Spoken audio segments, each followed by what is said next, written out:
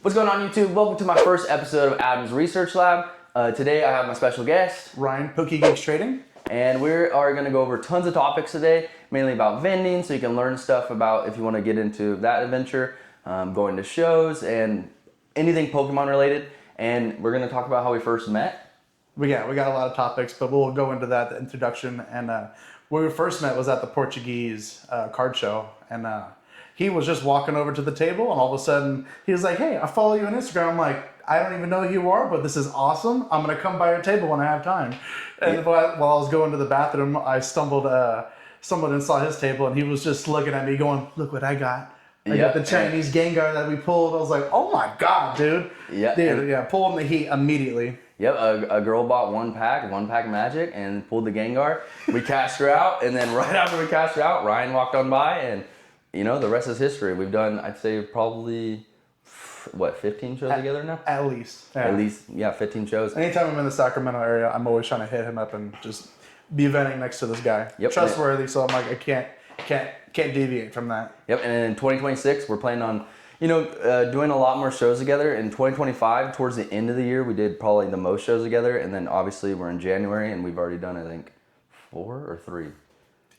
2. Yeah, 2 back-to-back. We're doing Fairfield this following. Yeah, so I'm driving down to San Jose now because you're from Bay Area, so I'm going to go to San Jose now a couple times and then back to Sacramento. Sacramento, I feel like it's taken off a little bit. It is slowly growing, and I feel like I will continue to do more shows here for sure. This is the place to be at. Yeah, and then, so Brian, tell us, how did you get into Pokemon?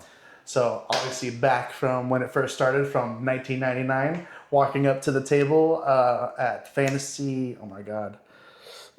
Is it the card store that you went to? Yeah, the card store. Fantasy Books and Games in Livermore.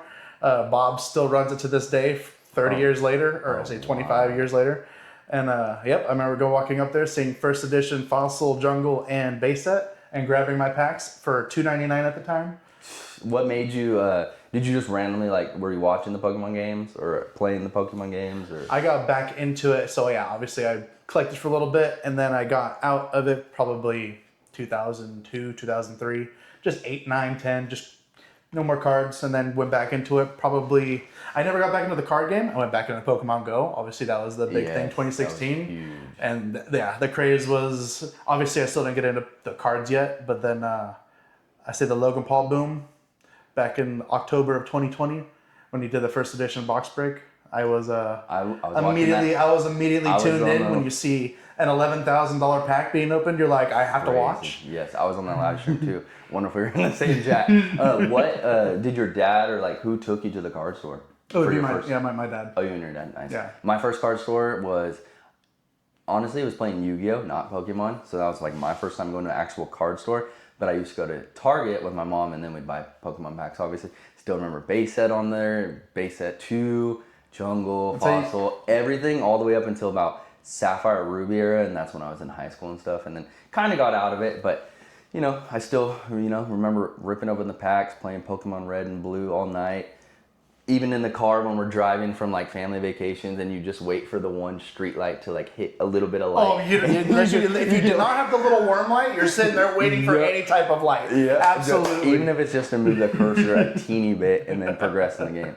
Put a lot of hours into those games, all the way up until probably Pokemon Diamond, and then once I got to Pokemon Diamond, I played that a ton. It was on the DS, and then once it kind of switched to the Switch, or the Nintendo Switch, I kind of got out of it only because the graphics, I feel like, and the gameplay. The graphics went down, gameplay went down. It just, there's too much side.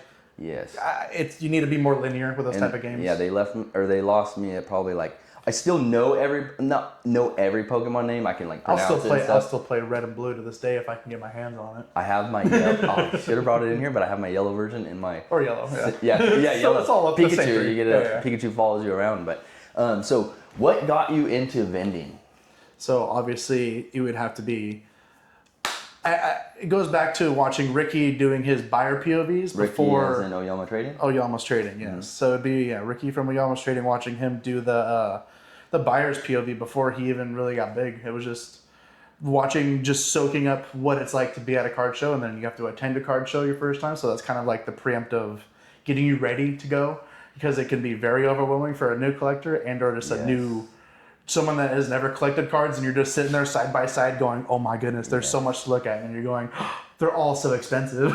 Were you just like watching YouTube one day and then it just came across your page, or like? Yeah, be obviously watching Ricky doing the buyer POV, and then watching Bulbasaur probably was the first one that I watched do the vendor POV. Gotcha. And then obviously it expanded to Garchomp?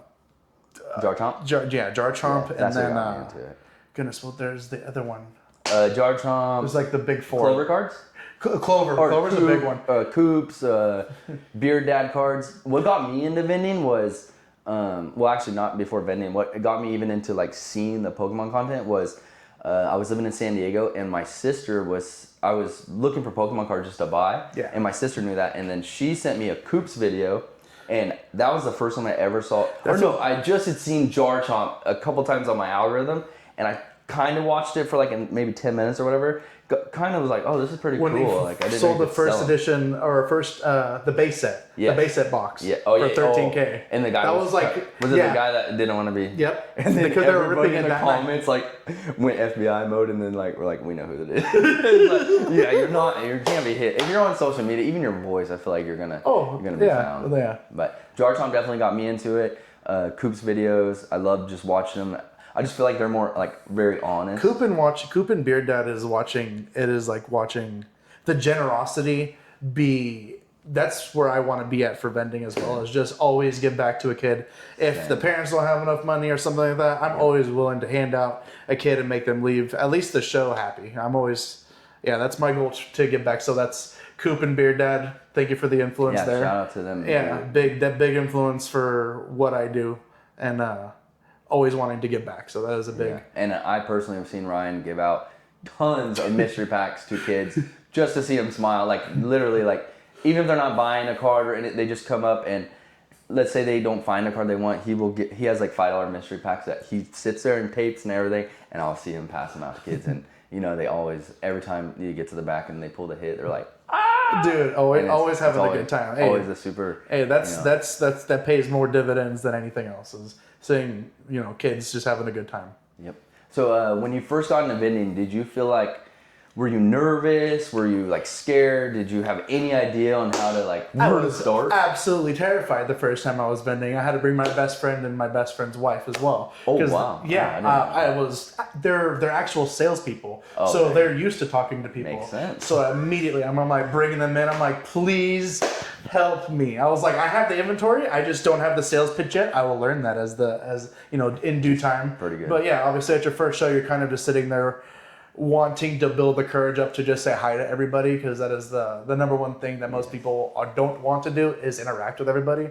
And the first time it was absolutely terrifying, but dude, everyone's there just trying to have a good time, collect, and just fill out their binder or fill out their, whether it be graded cards, singles, cute cards, whatever it is. We're just there to help, help them fulfill what their goal is. Talk about Pokemon. Yep. Literally. That's what we do for 7 hours.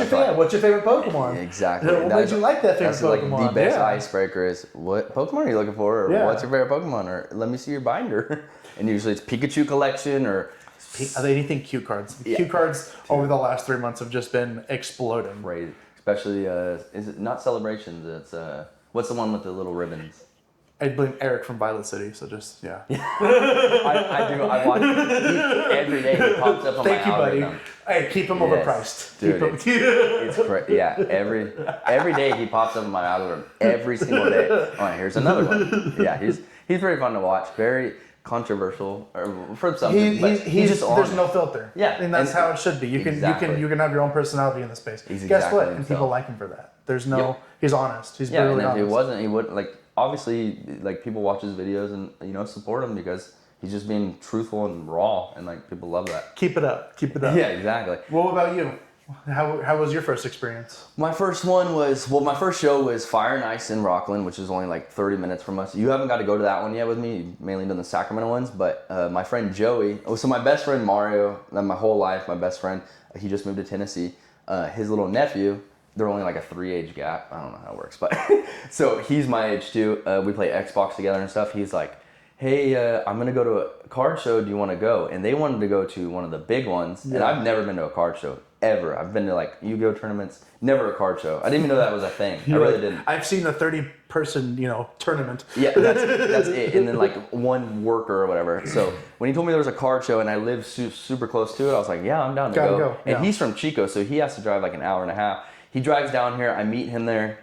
We go into it's also a video game store, and I love video games. So you walk in and it's just like, whoa, like it's a whole circle of tables and stuff. And you go to every single table and you're just like, oh my, like this, it's my first card show. So like every card I see, I'm just like, oh my, like it's grails after grail. I mean, now like. It's hard to move from a table and not spend $500 immediately. You're like, yes. Everyone's like, I need to do a lap. But it's like, if you're something you want, then, I mean, you just take your lap and you double check prices. If it's $300, you can see one down the freaking tables for $280. Yep. You can see one down the table for $275. And then, but it might be a condition, difference, but that's about it. Yeah, if you're not great in it and it's just a binder card, bro, just go for the one with the cleanest front. Like, no one's going to say, let me take that out of your binder and see the back. No, it's all about your happiness. MP, L, I mean, even HP sometimes, if it's only on the back, you get a good binder card. But yeah, so we walked around the show and then, me and my friend Joey, we bought the Blooming Waters. So I didn't open any one. Remember, I'm out of Pokemon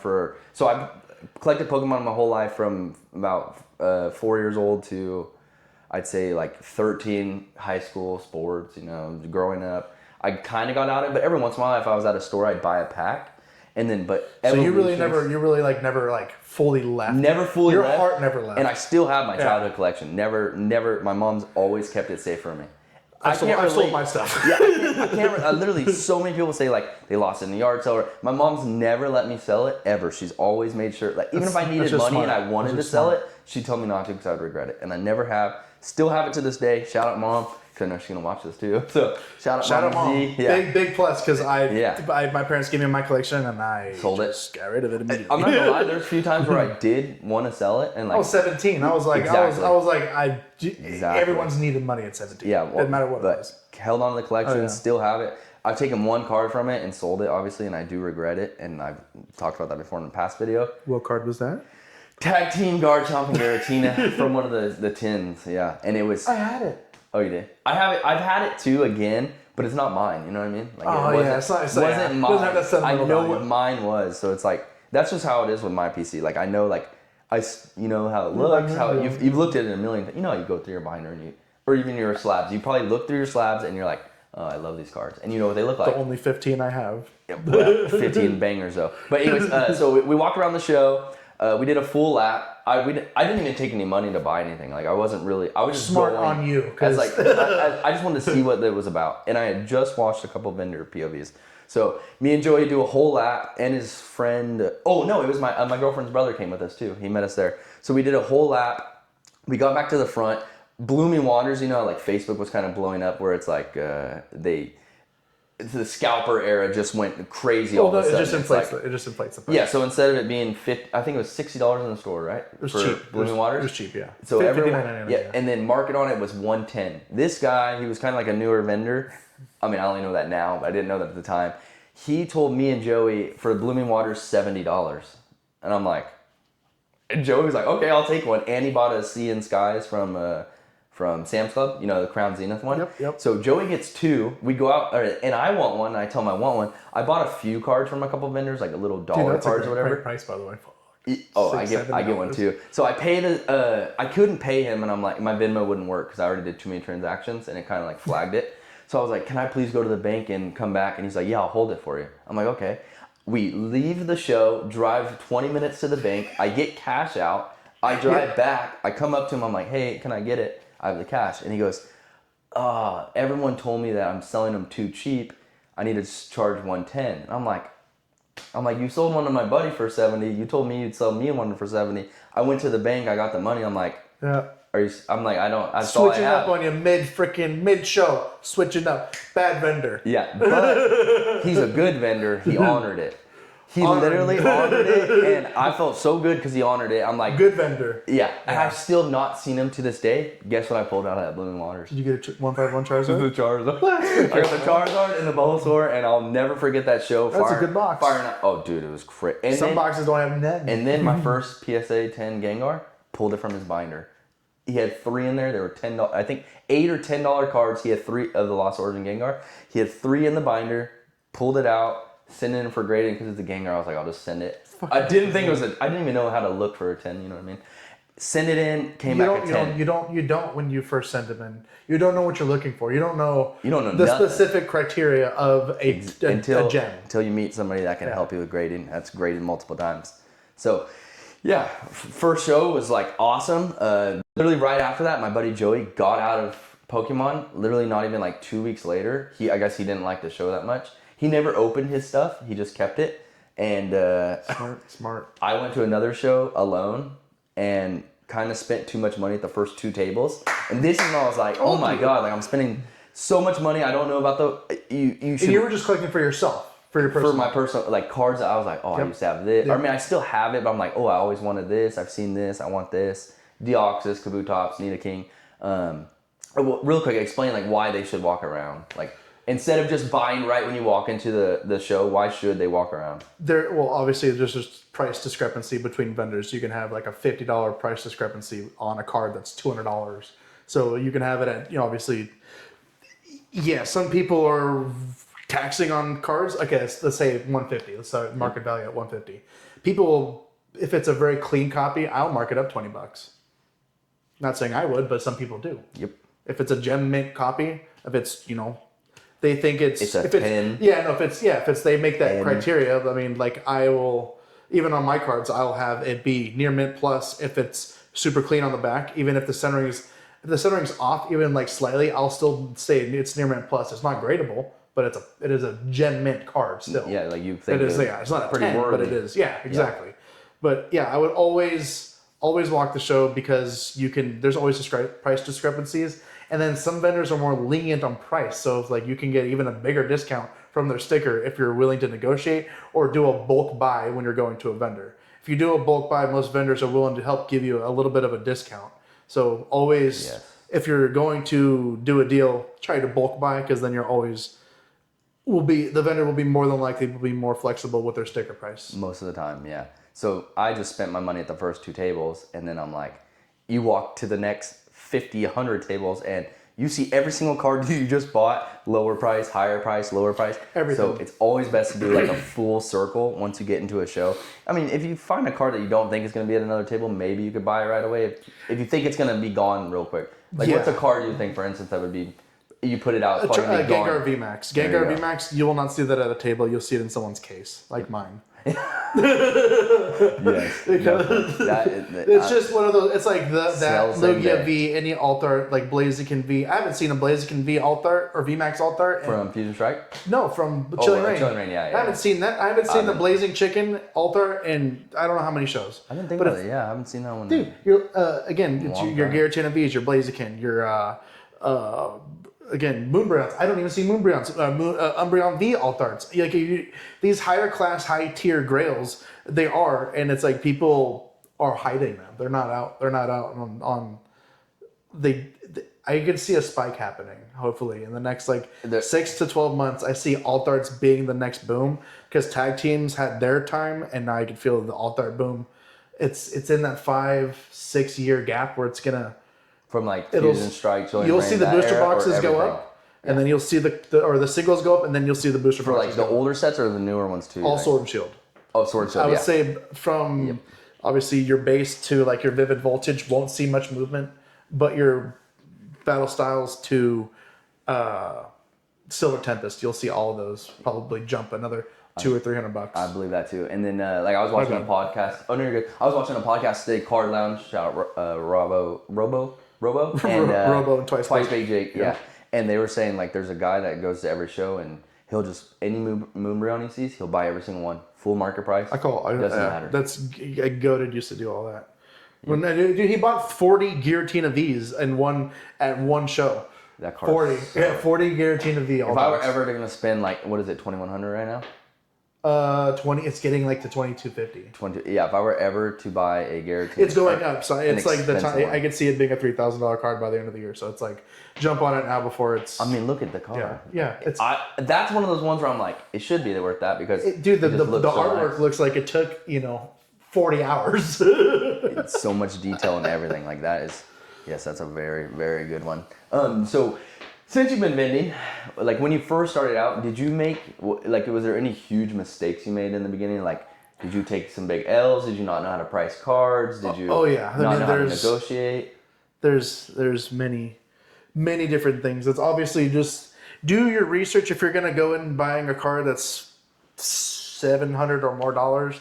Look at your yearly data, see where the graph is, see if it's all about ebbs and flows. Most cards do this, almost all of them do. So it's like you have to be wary of the price dropping of stuff. So it's like 4 months ago, when at my first show, at the first show, I spent $2,300 on the Flareon VMAX, the Jolteon VMAX, and the Jolteon V alt arts. Promos?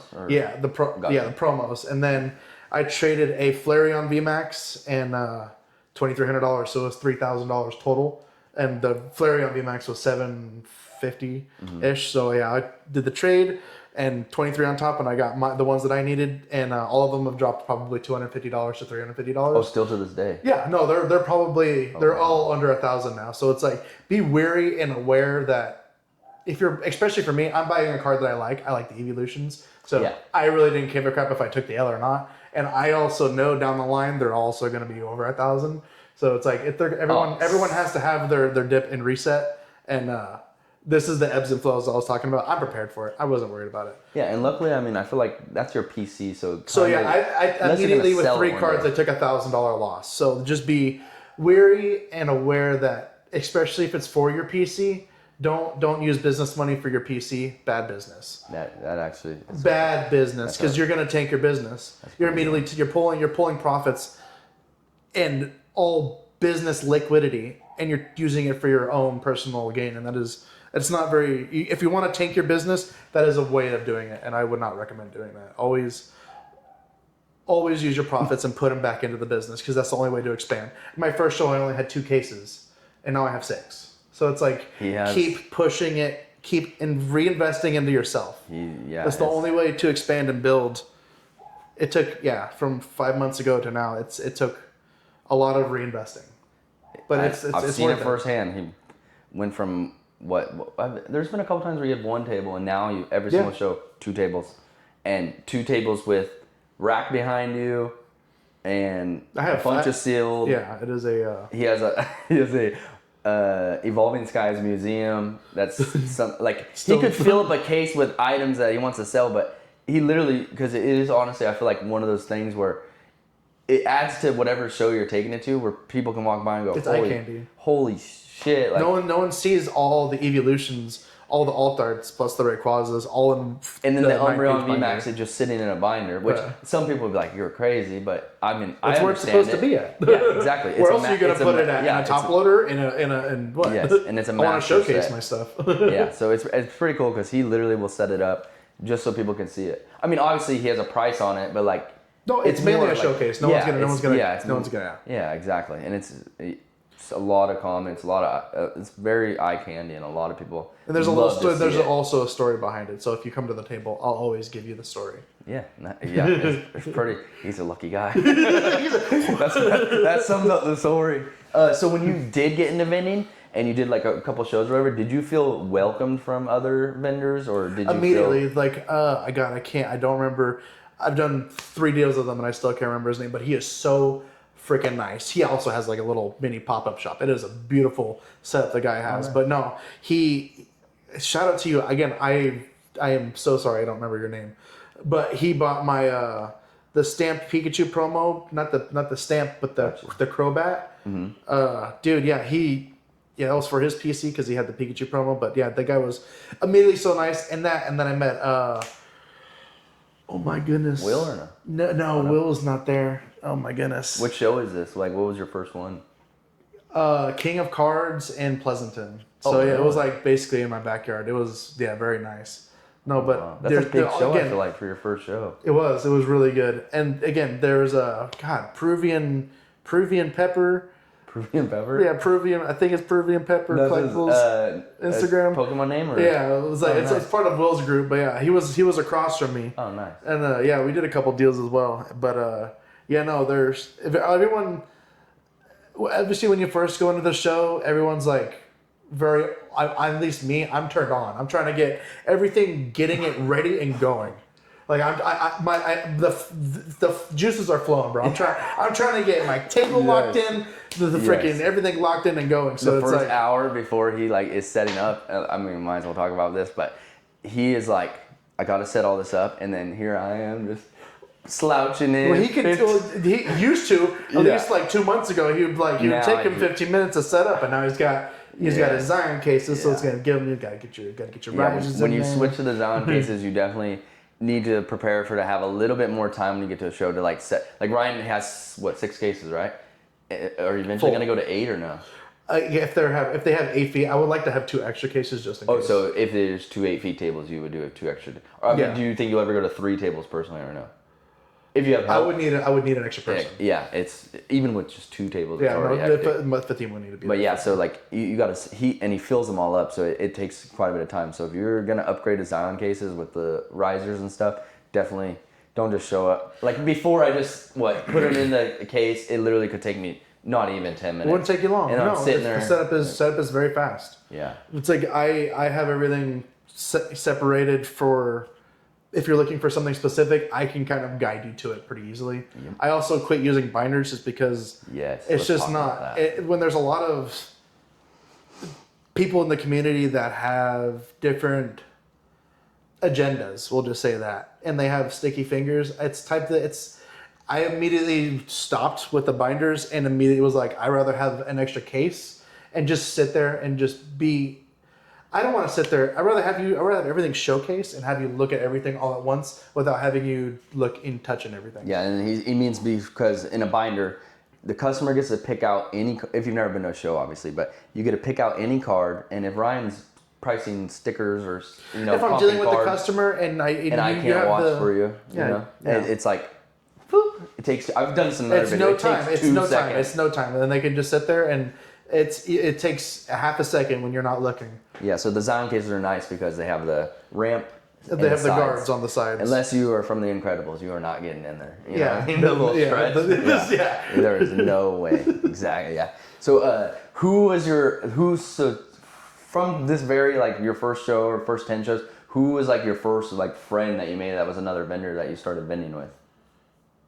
Obviously you. Oh, fuck. Okay, we'll cut that part. I thought you used to vend with Will a lot. No.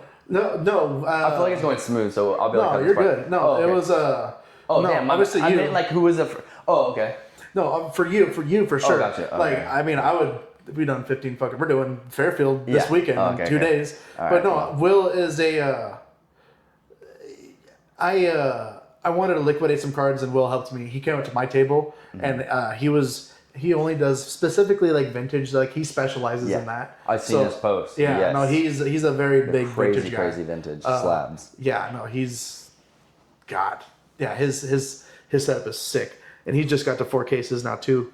4 cases wide. I was he always had 2 tables, but now he's I got 4 cases rocking it. Nice. See? Yeah, and I get to meet his friend Will this weekend, which I'm pretty excited. I even messaged him today. I was he replied to something, or saying he was down for Texas. Because I found Card Party today, and I'm hoping we can all go to Texas. So that'd be fucking sick. And it's in September. Far time out, not sold out. We could probably, book it. But when I asked the question, I didn't know that I was the one that we vended the most together. So, and truthfully, when I first got into vending, I really thought it was when you do vending, I didn't I guess you don't really watch the vendors communicate with everybody. So I just thought you set up, you stand forward, you talk to your customers, and then you leave. I didn't know this could be your friend, this could be your friend. Everybody, you just got. If you're friendly, you can go up to, you can vibe. You'll obviously know the people that you'll vibe with. Oh, so obviously, just say hi to everyone, because everyone has their own mood when they're there in the morning, especially. But once everyone's set up, go and say hi to everyone, connect, network. because some people specialize in other things. I specialize in modern over the last like 5 years, up to like XY era, and that's it. Okay, that's probably like 10 years now, but I'll stop at 10 years. That's what I like to do. I don't really like to go further into vintage. Also, it helps you guys when it's like, Yep. I do specifically the IRs and like everything super modern, and it goes to like vintage or like further back than mid era. Then I'm always sending him to Adam. Yep. And he'll always, and vice versa. Yeah. Like Ryan has like I would say like a bigger inventory, and kind of I feel like your inventory is bigger. So like when it comes to like, big cards, I'm not used to like taking in like a huge, like putting all my money into one like big slab or one big crazy card. I just did this past week, and I kind of purchased like 2 bigger ones compared to what I normally purchase. So usually if like someone's trying to sell me like a Gengar on alt, you see it doing the the up trajectory. yeah. That's the time to buy. Yep. So You're like buying right before it's doing it's going to keep going up. Yeah, so like if a Gengar V Max comes up or a Lugia V or whatever, I'm probably gonna shoot it to Ryan. Ryan's gonna look at it because I'm still kind of scared, not too scared. Like I took in the Charizard V from Billion Stars, and I took in the big tag team. Beautiful cards card. though. Yes. Yes. Yeah, beautiful cards. Yeah, so those are my big ones. But yeah, I literally, since we're friends and we've been next to each other, if I'm not gonna buy it, I'm gonna pass it to you and say, hey Ryan, look at this. Would you like to help him out, buy it? And then same with vintage. I love vintage. I grew up with vintage. I know vintage. It's just my favorite, and like that's what I enjoy. So I like to do the vintage. He likes to do the modern. It works perfect. Everyone's feeding each other. Yeah, everyone's feeding each other. Yeah, it's just always. If someone's selling something to us, one of us most likely probably gonna be I'll interested. always, if there's like a stack that I'm not into, I'll always show him before. Obviously, it gets passed around the rest of the show. Yep. Yeah. And then, so when someone comes up to your table and they say, "Hey, I'd like to," are you buying? And you're like, obviously yes. What is your percentage for buying, and what is your percentage for trading, and why? For anything that is 10 and under, I try to 10 and under, I would like to be at like 65%. For buying? Yeah. Like if it's like obviously bulk EXs, Vs, VMAXs, 20 cents a card, like I'm going to repackage it and give it to kids, so that's why I need to buy it. It's so cheap. It's just immediately going to be... Yeah, you're not making money off of it. It's immediately just going to put smiles on a kid's face in the future, so that's why I buy those specific things at a super low price. But yeah, like anything that's like 10 and over, obviously will be $10 to $100. I'll stick with like close to 70%. And if it goes up to like $250 and above, closer to 75. That's when we're talking like obviously higher end singles, graded cards, obviously 10s, and once you get over 1,000, obviously buying is like it's obviously discrepancy of how liquid the card is. If it's a super liquid card, 85-90%, and you're making your $200-$300 on it, easy, freaking cash it out, make that freaking money. But it's like if it's let's say a $1,000 card that is an illiquid card, I have to obviously get it for a better price, and that's everyone's gonna give you the face when you go, oh, I want to get it at 75%. Oh, can I get it for 80? By all means, you can go walk it around. But just remember, the price is only here while I'm here for 75%. And some people will pay higher, and guess what? Those are the people that have higher capital, and it's all about. Or they might know a buyer. They might know a buyer already for the card. They might have sold the card, or maybe they specialize in that. But I totally understand what you're saying. But yeah, percentages definitely vary, but it's all about high liquidity. High liquidity, always giving a high percent. Lower liquidity, you're obviously going to get a lower percent.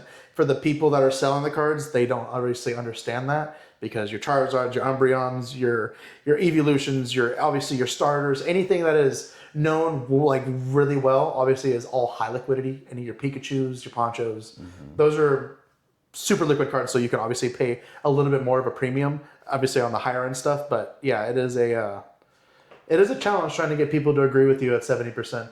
And it's because sometimes it can be very awkward too. Not awkward, but it's you're the king at it, because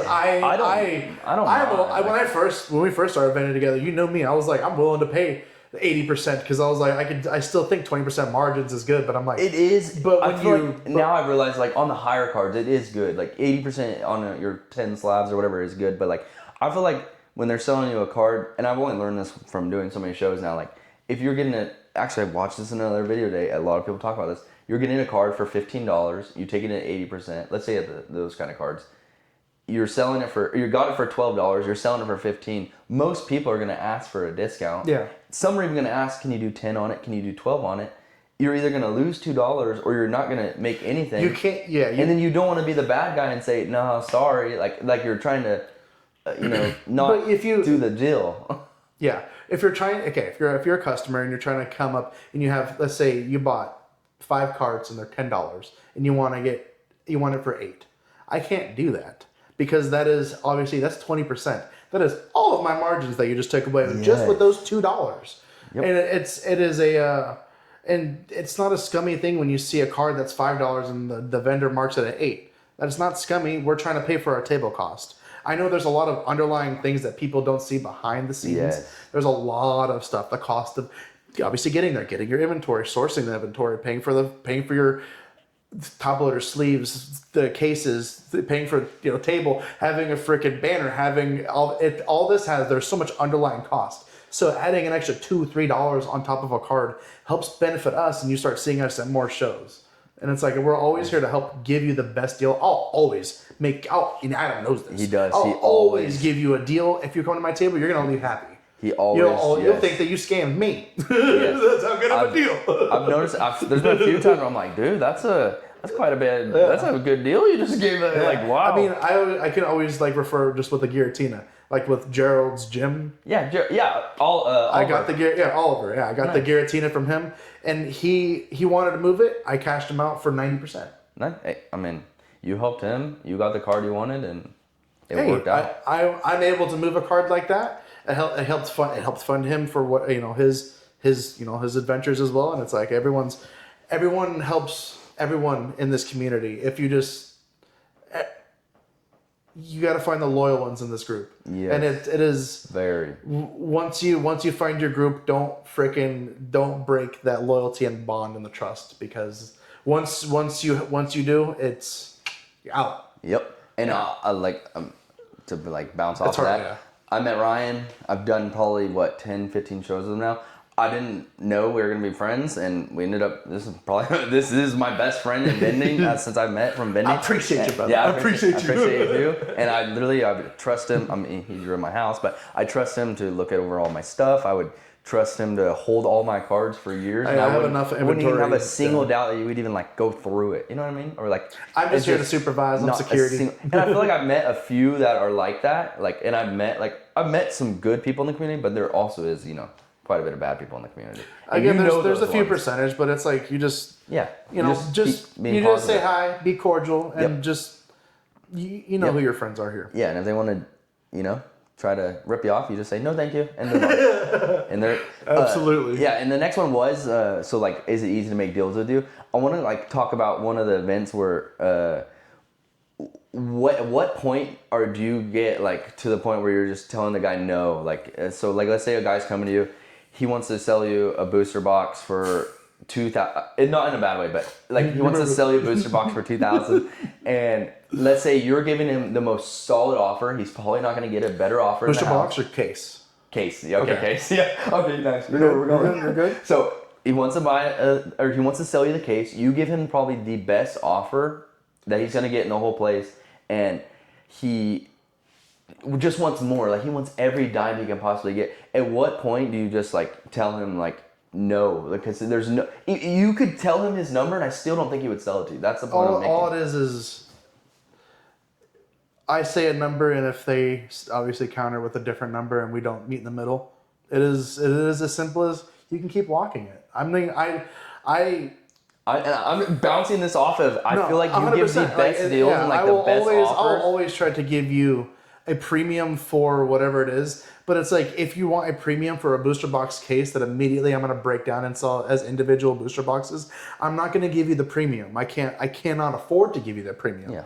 I can't sell a box. Let's just say they're $200. I can't buy a booster box case for $2,400 and then want me to selling them at $200 a piece. Exactly. I would have to immediately. I'm again scalping.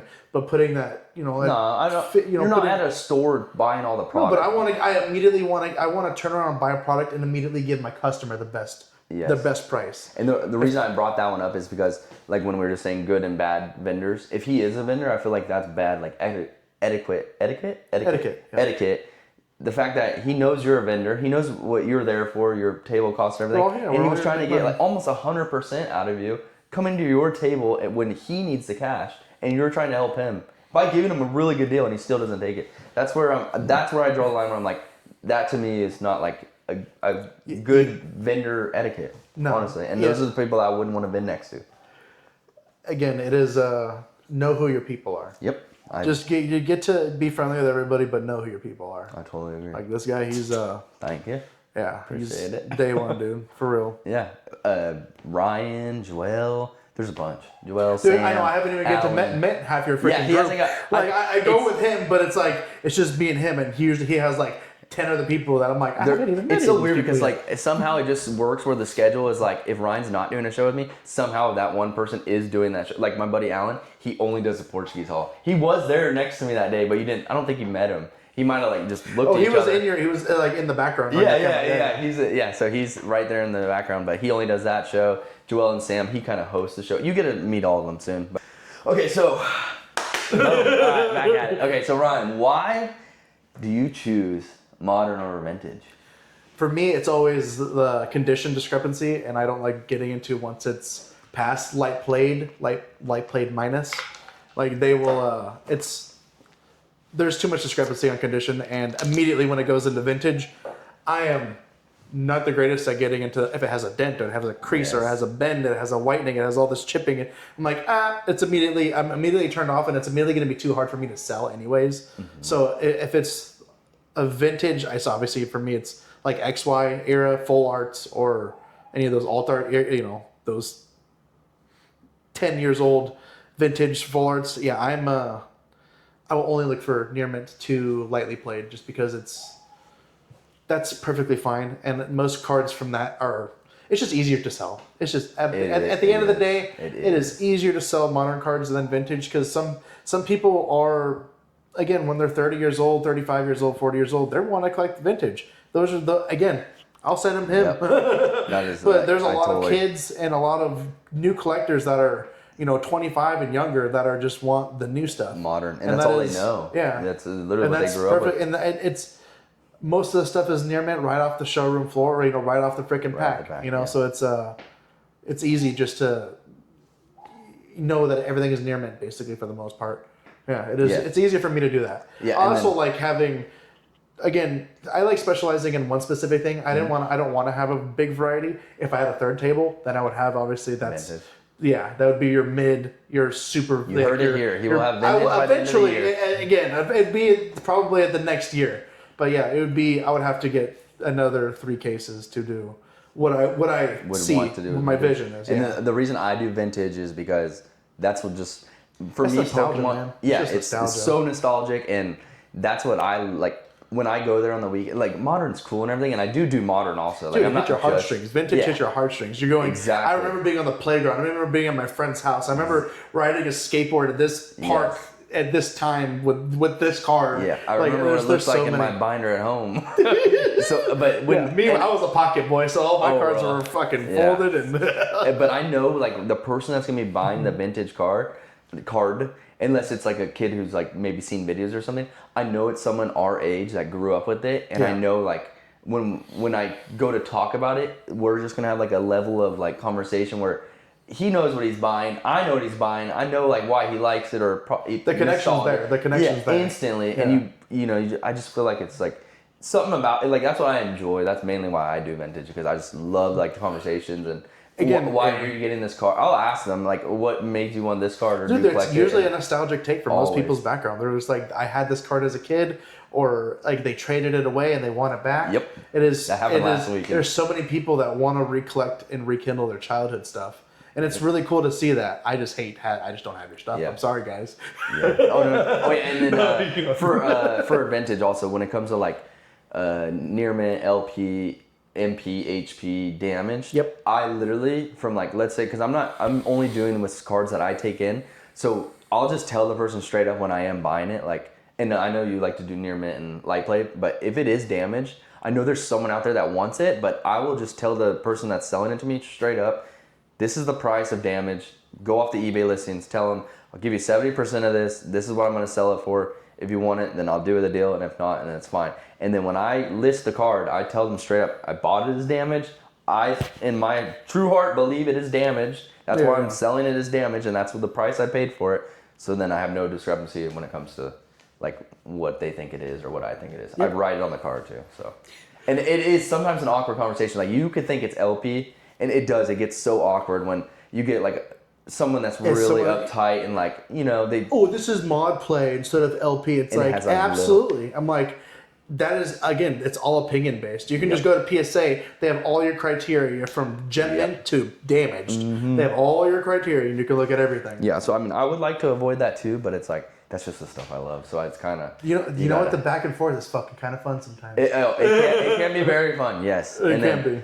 Sometimes you go... Most of the time you get to a deal, but sometimes there's those times where you don't. I mean, like for me, 75% of it will lead to a deal. I ain't leaving. You're coming to my table. You're not leaving empty-handed. Yep. Exactly. You are very good at that. And then we don't just sell products. We sell emotions. Yeah, exactly.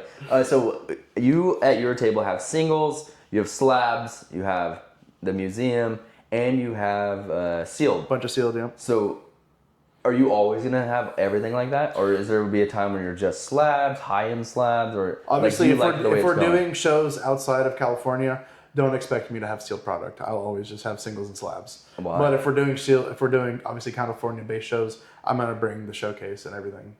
What is the reason for when you go to other shows out of the state? Just because of like we're travel? Not driving, yeah. Gotcha. Yep.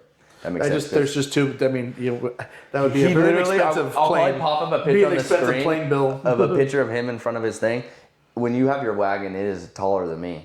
Oh yeah, I just have to make 2 trips now instead of doing it in 1 trip. It's just too much. And it's quite a bit. So you can only take so much on a plane unless you're flying. Give me my case with my backpack of obviously all your clothes in your backpack and all your slabs and singles in there. You're good. All right, guys, welcome back. We took a little break real quick to get a little recuperated, but we are back now, and we're going to go into our next segments, a little bit more like different topics, not just so much learning, but, you know, some more rants, though. Definitely some more rants. I'll say, I was going to say, no, it's fine. So, Ryan, who is a vendor that you look to who is a vendor you look up to in the space, or like maybe you learn most from, or like inspires you to be better? Obviously, a lot for me. It always goes back to Oyama's trading. He is a very intuitive and detail-orientated individual, so he can kind of guide you from the grading to how to vend, how to set up, how to buy. He has every video that is in detail with what you want to do if you want to ever like learn or self-educate. Definitely a great starting place because he is very well educated, and I definitely look up to you, Ricky. You're a very intuitive individual, and for my boy over here, who is one of the vendors that you look up to. Also, I just want to mention you did get to meet him too and did a deal with him because I saw the video. Multiple times, yeah. Oh, you've done it multiple. Oh, nice. That's cool. I've actually not met anybody I've seen on YouTube or follow, you know. But my favorite personally is Jar Chomp. No, that was another reason. Sorry for cutting off. That was another reason why I definitely look up to Oyama just because of. I mean, you meet him in person and he's literally like he is on YouTube. He is a very nice people. People may obviously do what they do in the comments and just batter you, but it is he's a very, very lovable dude. So no, always love to do deals with Ricky. So nice. Again, take it over. My bad. Oh no, you're totally good. And I mean, Jar Chomp and Oyama do the podcast. I know, even better. I was like, now you got like basically a superstar vendor with someone who is extremely knowledgeable, into the business, and then you have them just collide. I mean, that is a very informative podcast for both of them. Dynamic if you ever want duo. To. Yeah.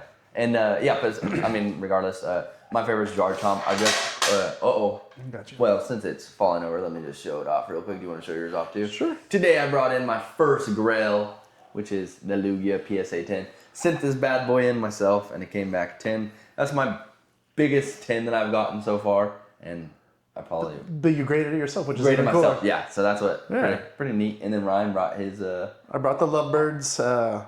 It is the Chinese version, obviously. I can't afford I have the English one come to my table, but I did not have enough capital for that. So What is the Lovebirds at right now? Sorry. But which one? English. Again, that was at the secret stash. The guy was wanting 8,700 cash.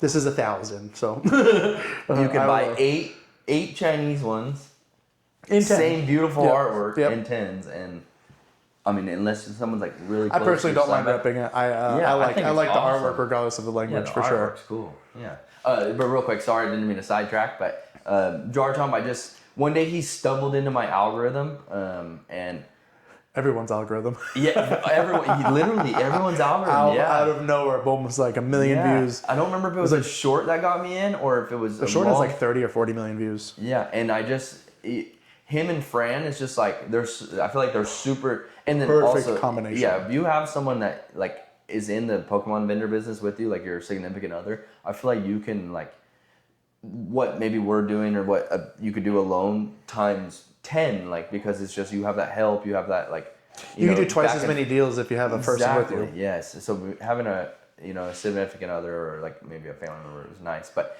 the way Jar Chomp does deals, I just feel like he's just blunt and honest and to the point. Like he's just like I have to make money on it. You want to make money on it? Let's settle in the middle and get the deal done. And he's just I feel like a genuine guy. And then Fran edits all the videos for him. Dude, Puts her perfect little combination. edits in. Makes the video like feel homey and like not so like Very like, family just vibe. natural. Family Yeah, vibe. family The vibe. whole family can sit back and watch. I can't tell you how many nights I've just put it on, or even I commute for Pricing, hours and hours yeah. a day. I just listen to it. I don't even have to watch it. It's just good Just background music. hearing the and- prices of like what Yeah. cards are selling for. Yeah, and then sometimes they'll make videos like Oyama too. I do watch him, but they'll make videos on how to price cards, what to look for, what their favorites are, and I've learned a lot from them. So No, very that's intuitive people. It's definitely my favorite. I wanted to roll into a little, I guess, a flash topic. What is your top 5 Pokemon? My top 5 favorite Pokemon. Honestly, my top 5, and it's gonna be literally from mostly first and third gen. My favorite top 5 would be. Well, let me show you actually. So we got my number 1 is obviously Kabutops. It's in my logos and stuff. Aerodactyl would be in my top 6. So 2 from there. We got Aerodactyl, Kabutops, Nidoking. I just always love Nidoking. I feel like one of my favorite cards of all time is the Nidoking e-reader from. It's not the main shiny one. I thought it It's was like the Rockets one, but it was like where That one's sick, it's like too. most of his body is in there, just a little bit hollow. that one's sick too. But I have that one actually. Or I think it's But Giovanni's. it's just this e-reader where he's like running in a mountain and it's just or he's like flexing or whatever. It's one of my favorite cards. It's a non-holo. I have it in my binder at home. That's sick. It's always been in my binder, never lost it. And then Nidoking, Deoxys, obviously. Shout out Linda. She crocheted this for me. She does shows too. Like she is a vendor, not for not a card vendor, but she is goes and vends the shows and does crochets of Pokemon. Super cool. 1 of 1 Deoxys. So Deoxys, Aerodactyl, Kabutops, Nidoking. And my 5th one would be. It honestly used to be Kingler. Like I would probably, if I had to pick like a 5th one, That's or anything, cool. it would be Kingler. That's cool I still. love Kingler.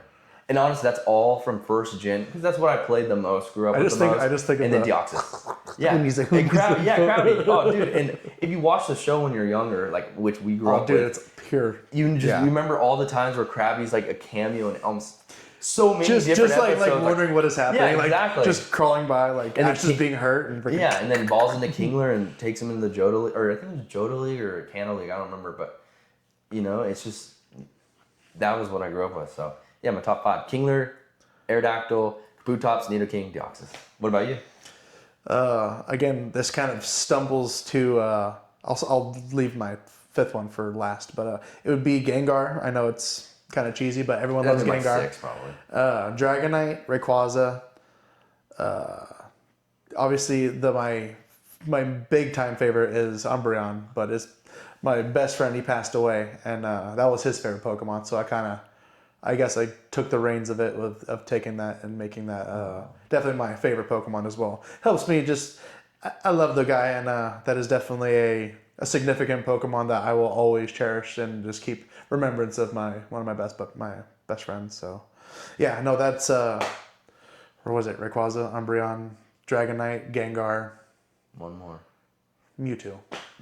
I love Mewtwo. You can't go wrong with Mewtwo. I just like. Mewtwo, especially with the first movie, when he actually comes to terms Did of you like cry during that movie? when he starts to be good Yeah. Once he is taking the bad Pokemon away, like after they're all the fighting. Did you cry during that? Oh, of course, bro. If Ash is crying, I'm like, if the Pokemon are crying too. I'm just telling you, bring me to it. Don't make me do this. When Ash is like just laying there and like you think he's dead or whatever, and all the Pokemon surround him and just start, dude, you just lose. I mean, I lost it. And I've watched it multiple times. Dude, it's good. Every time. It's Even good. in the next, almost every movie has like a crying, like a scene where it really gets. you. Pokemon does they have their heartstrings. I think the Pokemon Forever with the Celebi, where he has to go back in time. He has to go find the kid has to find himself as an adult to stop everything. I'm like, dude, that is some crazy stuff, man. Very good storytelling. Yeah, that was Mewtwo always gonna be a fan favorite. Oh, beautiful cards and like I love Mewtwo too. So the next one. Where do you see the graded market going in the next 6 months? I think we have finally hit our bounce of most bottoms for the cards right now. People are seeing that they obviously hit your 25 to 35% losses on a lot of grails right now, but they're recouping and they're getting their 5, 10, 20% gains back pretty rapidly. So be aware of your cards. They're probably going to be changing prices very drastically within the next month and a half.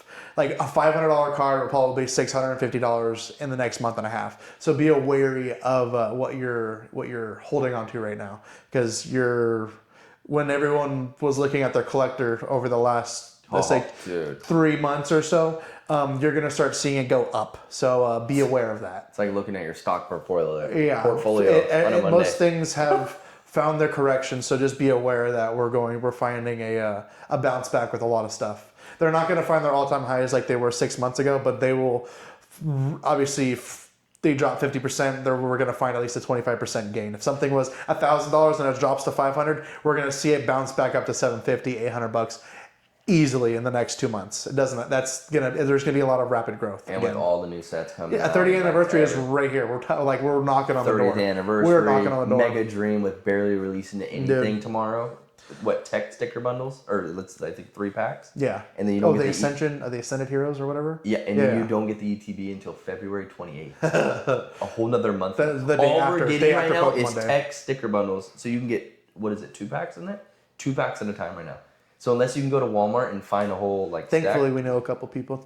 Shout out to you guys. Yeah. But, for the singles, hopefully to rip too, that'd be nice. I know he wants to. Do you think the graded cards are going to go back up? Because, I kind of forgot to put this part in, but do you think the graded cards are going to go back because, like, a majority of, like, the big spenders and stuff left Pokemon just for a little bit to go into One Piece? Your crypto bros are here to stay. But do you think One Piece is, like, people are like, One Piece is so expensive now, let's go back to Pokemon? You're gonna have your people who are flocking to One Piece see money. There is a lot of money to be made in One Piece. There's a lot of people that did not grow up with One Piece though, so they're gonna only be in the hobby for the money for a little bit, unless they grow to it. Again, people who are into Pokemon right now is usually had someone of like a family member influence them, a significant other, a cousin. It's like One Piece is it is a shiny piece of gold right now that a lot of people want to have. Yeah, like a gold rush. Honestly, it is a gold rush. Since when a card 6 months ago goes from 10,000 to 100,000 in 6 months, that is something that people who are in crypto want to be in, because if you're crypto, say you bought ETH at 4,000 6 months ago, it hasn't moved. It has actually dropped. And that's your crypto bros going, I want my pump. Yep. This is the collectible market, is the market to be in. As the Pokemon Network guy, I forget his freaking name, the guy who leads the freaking chain for the Pokemon Network. But obviously crypto is nothing compared to collectibles. Collectibles will outpace any crypto move ever. And then again, silver, gold, physical commodities will always outpace a dollar. Digitalized any asset or whatever. Yeah. Yeah. No, my bad. Totally. Yeah, No, I went on a little rant there, but it's if you want to invest and actually make money, look what silver has done in the last 3 months. It is. So if someone brings One Piece to your table, what do you say right now? No. Nice. I still need to educate myself. Yeah, I'll take a look at it. Because personally, I'm slowly watching the show right now. So I also don't mind helping you fund your future goal. So yeah, well, I don't really want to sell it right now. I do want to grade cards. No, that's what I mean. And that will be your back inventory for. Yeah. So if I ever did want to get into One Piece, that'd be nice. But and I've seen this in another video today, but it's like almost everything's talked about at one point. But like, you watched Pokemon when you were how young? You think 5 or whatever? All of it. I'd say. So I've you watched remember it like up until, waking up and like you had to watch it on TV. 4 Kids TV. Go figure. We had to watch it. You had to watch it live. It was or either if you like didn't- 7:30 in the morning right before school, or like on the weekend. Yeah, or it was like 10 a.m. on a If weekend. you weren't awake at a certain time, you're not watching it because No, it's you gone. can't It's already record passed. it. We don't have. There's this no on- TiVo back in the day. We didn't have a TiVo. No So- TiVo. No on That demand. was like what 2010. No When the streaming platforms. You can't just take out your phone. Like back then, we didn't have cell phones at 5 years old. So it's crazy. But Nope. the reason I like One Piece right now is because when I'm watching these episodes, and I like got into it from a family member, not the hype and everything, or not a family member, someone that's close to our family, got me into it. So when I'm watching these episodes, and there's 1,100 of them or plus, when I'm watching these episodes, it Fake reminds fan. me. He doesn't know how many episodes. Yeah, don't hold me to it. But it reminds me of when I was a kid, and you're opening Pokemon packs or playing the game, and you're like, you pull the card, you're like, I saw that in the episode, or I have that in my game. Dude, that's yes. what One Piece is to me. When you're opening a pack, you're like, I just met that character. You open a pack, you don't know the character yet, and it's like, it's that old nostalgic feel when I was a kid, but right now, like You're living as a it. You're 31-year-old, living it, it's yeah. like you Shout out don't to- get that. Shout out to Anna and Timmy, because watching their little shorts of them opening up One Piece is like, they literally were describing exactly what you're saying. Oh, They're well, just good. like, she's like, I remember seeing this in the show. I was like, that's so cool, because you're literally, Exactly. you're That's- seeing the characters that you're pulling, and like, if you're pulling this special card, It's like a set, I don't know. right? Again, I don't even. That's how not into the cards I am. I'll open them. I'm just like, not, I don't know the I don't rarities. even I just get know the me either. rarities. Yeah. And I open the packs. I don't know If it's the a rarities manga, yet. I know. But I I'm just in it know for people the- freak the fuck out if Yeah, it's a oh, if manga. it's a manga, that's Yeah, great. I'm like, apparently that is a. I'm like, I still don't know what I'm looking at. Yeah. It's from the comic book. I'm like, okay, I get it. So how much? So when you first started vending, how much money and inventory did you start with, or like go to your first show with, or like what you thought would be like a good starting point? How did you get it? So I basically was holding, again, this is like the Logan Paul boom, and with everyone else, everyone was hoarding sealed product back in the day, 2020, 2021, 2022, and I just went heavy on opening. Obviously, when you first get into it, you can't hold a freaking booster box or a pack because you're like, what can be in there? You want to, the gamblers, what the what if, that's what drags you to open up all the product. But I scratched my itch when I pulled the 2 Moon Kitties and then 4 of the Rayquaza. So, and then that helped fund the master set. And now ever since kind of then, I pulled what. I don't think I could ever match those pulls. No. So Never. it is kind of In that set, never. no 2 in the same day. Especially in this like day where it's like so hard to get the packs, the value of the packs. I don't think anyone will replicate that. I still have a short that I pulled 2 Rayquazas in the 10 packs that I opened. I pulled 2 of the Rayquaza VMAXs. That's so crazy. I was and I didn't record it. I only recorded me seeing. I was like, look at the packs I ripped, and then showed the 2 Rayquazas. I was like, mind blowing. But yeah, that was okay for the amount of inventory.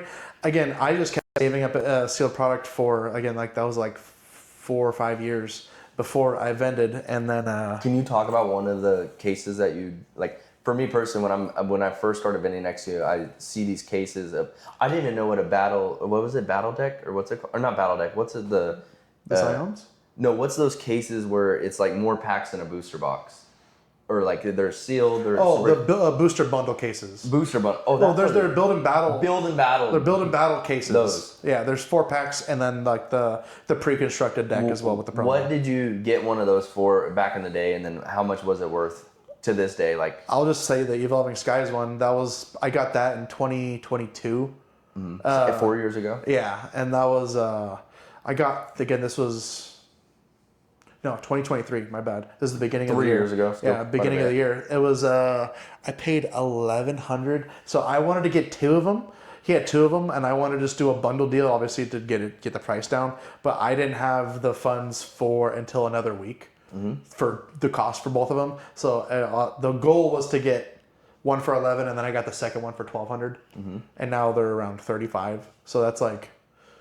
Dang. I mean, that's it's also you're not seeing build a battle decks of this set. I've never even I have a seen that was sealed the case. first one I saw in my life. Yeah, I have a sealed case of it, and then I have 2 sealed cases, and then they're.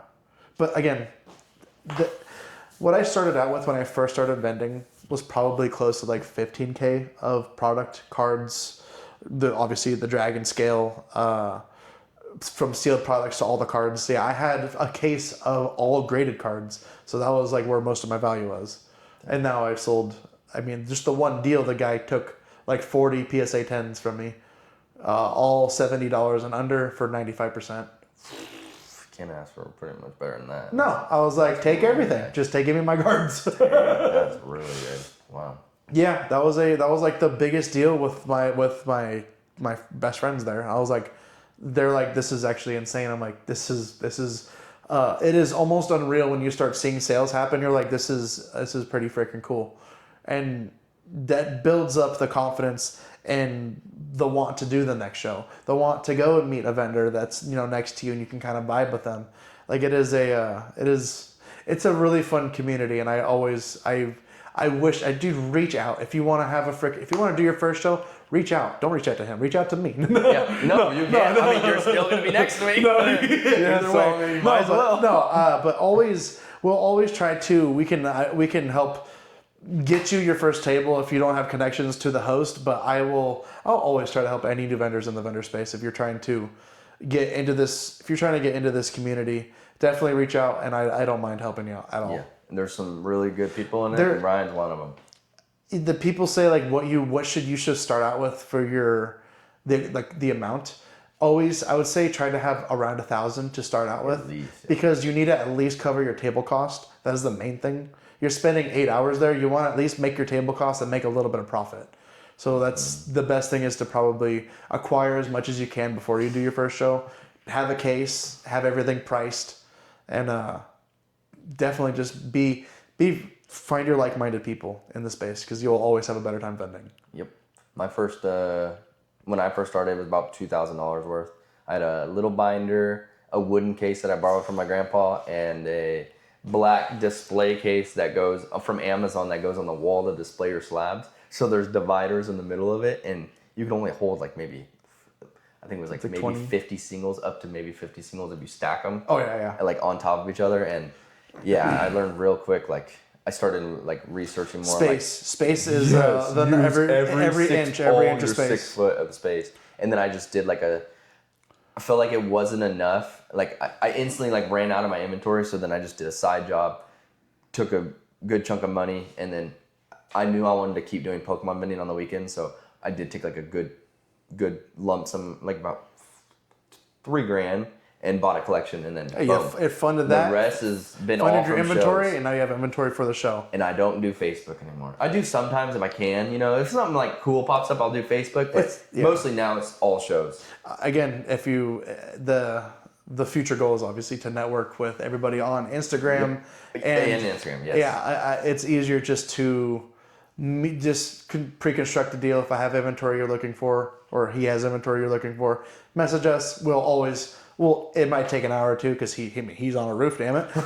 He's always freaking working. But no, we'll always reach out back to you if we have the inventory, or we can even try to source it. Like if it's something you're looking for, I don't mind looking out and being on the lookout for somebody. That is not a problem. That is not a problem for me. Like if you need a Charmander e-reader, that just popped in my head. Like if you need a Charmander e-reader, next time someone comes to my table and I see a Charmander e-reader, I'm like, oh, Bob needs a Charmander e-reader. Let me take this in. Yeah, I can add that to my buy list. I can easily add that to my buy list and helps get your stuff, and you're help funding me for my next purchase. Yep. So it's like it is a win-win for everyone. So. Yeah.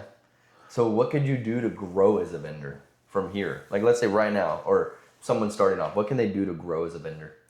Again, network. It always bears down to networking, because then you can try to source inventory for a little bit cheaper price.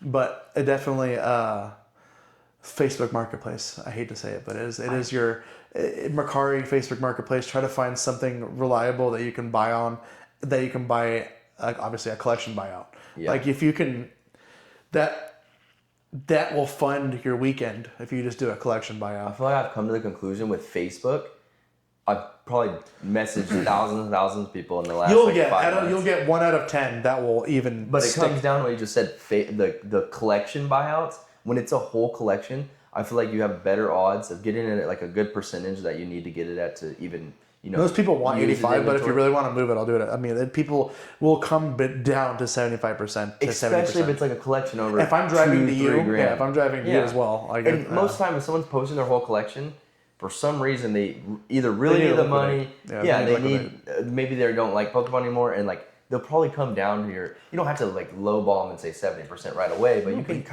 could probably work a better deal taking all of it instead of just saying I want 1, 2, 3 cards out of their deal. Or you can just do it You will waste a lot of time on Facebook. The easy, yeah. You can do it the easy way and just set up. Bring a little play mat, but $20 cards, $50 cards, $100 cards, and do separate percentages for each one, and depending on condition. It takes longer, but that's just much more accurate for you as the buyer and them as the seller. They're happy because they see all the freaking numbers and based on percentages. I would like to do a whole collection buyout, but sometimes I'm not going to put a $1,000 card with a dollar card and lump it into all one percentage. I can't. I'm an honest vendor, so I want to give you the best deal possible while also helping me as well. So yeah, and then also just be super safe because deals can go south real quick. So be aware of what you're buying or selling, or where you're meeting them. You don't know who you're talking to. Could be a fake account. Just always be extra safe because now, we could also talk about this topic like. Every single day, I swear, every time I see a break-in, a robbery, gunpoint, it's so often. It's every day. It's every single day for the last 2 months, and I posted in my story because I want to help them catch them or spread the awareness or spread the picture of the person's everything face. J&J, dude. I just think so exactly like He's super cool. And they just opened up too, like less than 6 months ago. And guess what just happened in my area last weekend? The day of the show, someone went through someone's drywall, a smaller card shop in town in Sacramento. Oh, they went through from the other shop. Through drywall, went into the there. side of their house, into their shop and robbed them. It's like getting crazy. Like The people are desperate. It's because there is value in Pokemon cards, but don't risk your life over Pokemon cards. Like don't do anything sketchy. Always buddy system in the car. We always do buddy system. Apps, dude. That's the only way. It's the only way. What. Yeah, it is. If you ever need a buddy to help you go to the car too, we're always down to go to help you. Yeah, like if most of the time there is security there, but definitely always buddy system. There's too much value with everyone. Yeah, walking around way too much. Okay, what was the next thing we're gonna get into? Why is it better to vend with like-minded people? Dude, it's always better to First off, our day goes by. Like that. And I actually hate that because we're having such a good time. I love hanging out with Ryan. I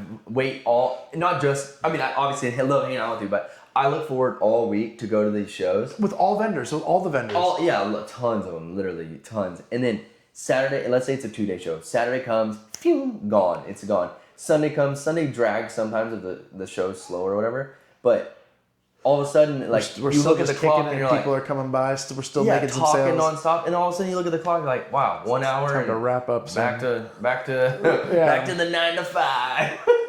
It's still but it makes vending shows more enjoyable because you look forward to it all week. It gives you a reason to look forward to for sure. I love it. Yeah, perfect balance. Most vendors that have been doing this for the last year, they have their 9 to 5s and they fucking cannot wait for Friday night. They're like, all right, I'm stickering prices. I got everything going. Got my cases ready. Everything's loaded up and ready to go. Can't wait for tomorrow morning. For me, I'm always just I'm having so much anxiety. I'm like, I've done 5 months worth of shows, but I'm still having anxiety. I feel like the more and more. But it's more like excitement. I'm excited to see my friends. Like butterflies when you go to your first day back to elementary school. Going to school. And that's literally the same. It's so fun. Some shows I'll get butterflies, like a new big one. Sacramento Card Fairfield's gonna be fun too. Like Sacramento Card Show. Obviously, it was like a bigger event, and we got not the greatest. Well, spot. the scale of it gave me butterflies because I'm like, dude, this could be huge. You're gonna have 2,000 to 4,000 people in a show. Yeah, unfortunately, we didn't have the best experience. we weren't near the front, but we made it work. We still had a great time. Hey, smile and wave, boys. Smile and wave. I feel like we still had a great time. The guy across from us was so cool. So cool. Madagascar? No, the guy that was across from us from the Sacramento. Oh yeah. He's like, just smile and wave, boys. I bet. Shout out to you. He was such a good guy. I don't even know his name, but I would he was bet my life on it. He's a car salesman. Oh, for sure. Anybody that certain people you dude, get that. anyone that walks by, so hey, how you doing? Come on over here. They would go super right there. cool, super cool. Yeah, that guy. He literally pulls customers in. Yeah, I mean that's a few times from Dude. in front of us. dude. So I was Whatever, like, dang. take it. Yeah, I mean, Hey, it if was you're, just you're the like- louder your mouth is, man. Dude, he had a good bubbly personality. He was pretty good. Dude, I loved it. I freaking loved it. So, do you want to talk about how you do vending full time? Sure. Okay, so what, like, how are you able to manage that? And I know I already know the answer, I would say, but maybe for someone that wants to do it full time, what is like the number one thing? And I'm assuming living frugally, but what is like if someone wants to, and at what point do you personally? I mean, obviously we're not giving like anyone advice on like No, this is not financial advice. financial advice or anything, but at what point did you like let me at least try this to do it full time and see where it goes? Like, do you have like a certain year or 2 year like benchmark where maybe you won't do it full time anymore? Is like what where you're like, I'm just gonna dive head on, do this full time? I was going crazy at my job. I'll leave it. I'll start with that. That's pretty good. No. The job was good, but it was they were changing a whole curriculum, and it was just adding 2 to 3 times the work for me, and I had enough inventory that I could say just be done, and I was like, I'm gonna take the leap. There's not many. There's things that you have to do in life, and it's usually the things that make you the most uncomfortable, and that's the things that will make you, that give you the biggest growth in life. It's like a weed that is just reaching for something for water, and then once it finds it, it just blossoms and it grows. Dude, that is I needed to be severed from my 9 to 5 in order to grow and expand, but I also needed to know that I had the inventory. I just started grading cards, so it was like I was sending out submissions and always making sure I had a flow of inventory. Shows booked. Yeah, pre-booking shows. Having a month of shows lined up, knowing that those are already pre-bought and done. Like those are already done and locked in. It just helps building your schedule, but also again for me to get to where I did, I had to live frugally. I had to quit going out to with friends to go drinking and partying and just going out to eat all the time. Just going out to eat. It's anything to spend money on. Just spend money on just stuff other than building a business. I was so focused on just expanding. I also didn't have a significant other. I lived with my parents still. I had a lot of things to help keep my costs low. No car payment? No car. I bought my car outright. That's a huge one. Yeah, just keeping all bills to a very, your main 5, your rent, PG&E, water, electric, internet, your core bills, and then just keeping it as low as possible and funding everything else with every nickel and dime and penny. I just chucked everything into it, and I had the foresight of hope. It was just a little bit of hope, and I thank God that it paid off. Yeah, I've seen some my hands were sweating because I had a lot of doubters in my family. Yeah, big leap. He's doing pretty good. Yeah, I've been next to Ryan. He does great. Very good. I do. I mean, dude, it is an absolute journey, but it's so cool to even like see I get to see where you came from and you get to see where I come from. Yeah. So it's like you also came from having I say the poster board, but what are their like the blue one, the blue case you have? It was it's like a poster. It's a poster. You know what I mean? Yeah, it's like a bulletin board for a school papers. Yeah. Yeah. It's like, but I like that one. No, but for a certain time I liked it. Yeah. Now I want to be in a Zion case because it's just like I feel like there's not levels to this shit, but you know what I mean. Like there's like. I wanted to have the best one, and I like having. If you go to a show, a big, let's say front row or a card or collecticon, they're all gonna have Zion cases. I guess you're gonna have the red one. Yeah, his will pop immediately. That'll bring the customers to our area, and then I'll just wave them down after. It goes red, black, but it looks cool and it's all next to it. And I'm gonna get one more, so. Dude, we'll be fucking locked in. But the Zion cases, it's just like in the same like when people grade cards, everyone does PSA. It's just there's a quality standard to vending, and if you want to look professional, the Zion cases definitely help promote the professionalism you're trying to give off. Yeah, we're not just being biased either. They look like you No, can just look at it. Yeah, and also, it yeah. looks very like appealing. It's very like It's very like I official said, looking. unless you have some stretchy arms or you're not. It's also safe. theft prevented for sure. Yeah, It and is you also could good theft take prevention. down the side risers and close it to where no one can get in but you when you lift it up. So I mean, No, there's so many it's different super ways nice. to go about it. You can even do it with like the way Will has it. His is sideways. His on case is displayed horizontal? sideways or horizontal. Nice, yeah. Yeah, I'm like I've seen that. it's just a different way of And showcasing it. yeah, I mean, you can only do less. You could only do 2, I think, per table if you do it sideways, right? Because it's 4. Because he has a bunch of stuff. He has a bunch of stuff on the end. Oh, gotcha. Yeah, That he always makes has a sense. bunch of stuff. So why could pricing stickers make or break your entire weekend? Okay. If you have, let's say, let's just keep it simple, $10 card, and you have it marked at $8, and you didn't reprice it because you weren't aware of the price dropping. Now you're just losing out on $2. And then if the guy wants to, take $1 off that $2, now it's $3. Now you just lost 30% on a card that you were just like, I don't need a resticker. It's just a couple bucks.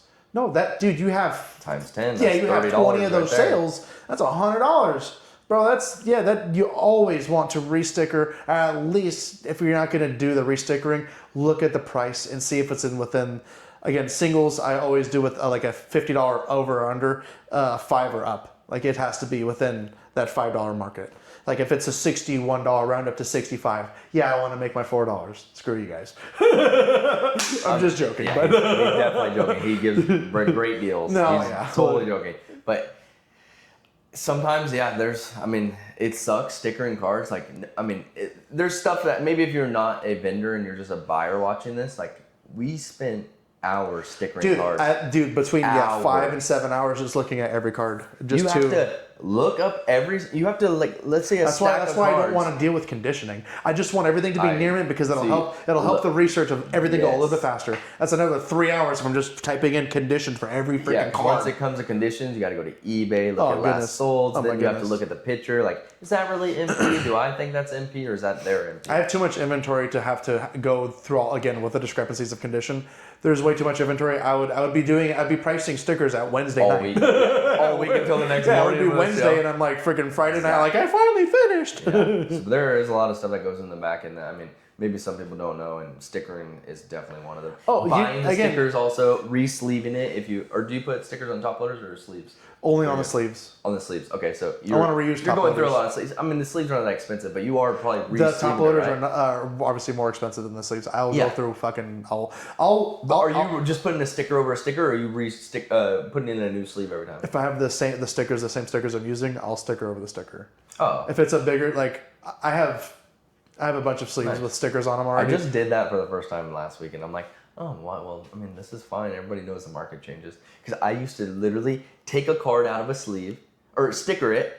If the price changed, take that sleeve off, throw it away with the sticker I'll on just it, put the new sticker put on a it. new sleeve on, put a new sticker on, Yeah, instead okay. of just putting You could peel off the sticker on. and see wherever the prices. Yeah. They change all the freaking time. Go for I it. never thought like that, and I've probably gone through in the last 3 months. A couple thousands. Of. Oh, they're not expensive. I'm saying, but the $10 time for a the thousand time is to not- do every single one. Oh, no, it adds 500 up. cards. That adds oh up. man, yeah, it's crazy. Yeah, if you just think of like just re-sleeving can take 10 to 15 seconds, and you're doing that 500 times. That's not looking up the price. That's 2 hours right there just sleeving a card. It is insane. And then changing the top loader. If the And top that's loader we're just giving you like a round number of 500. Like imagine doing 500 cards, then doing 300 slabs, and then or just finding the averages of the slabs. Yeah, it's crazy. There is a lot of background work, and people don't see that. They just see the display and all the shiny stuff.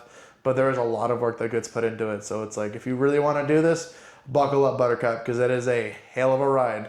Yeah. But it is a fun journey. It's hell ride, but so worth it. I tell you, So much fun. once I took the leap of faith, that was obviously it was make or break. It was like do this or die trying kind of thing. And I was just happy I stayed afloat and prospered from Happy it. you did it, because I Yeah. got to meet you too.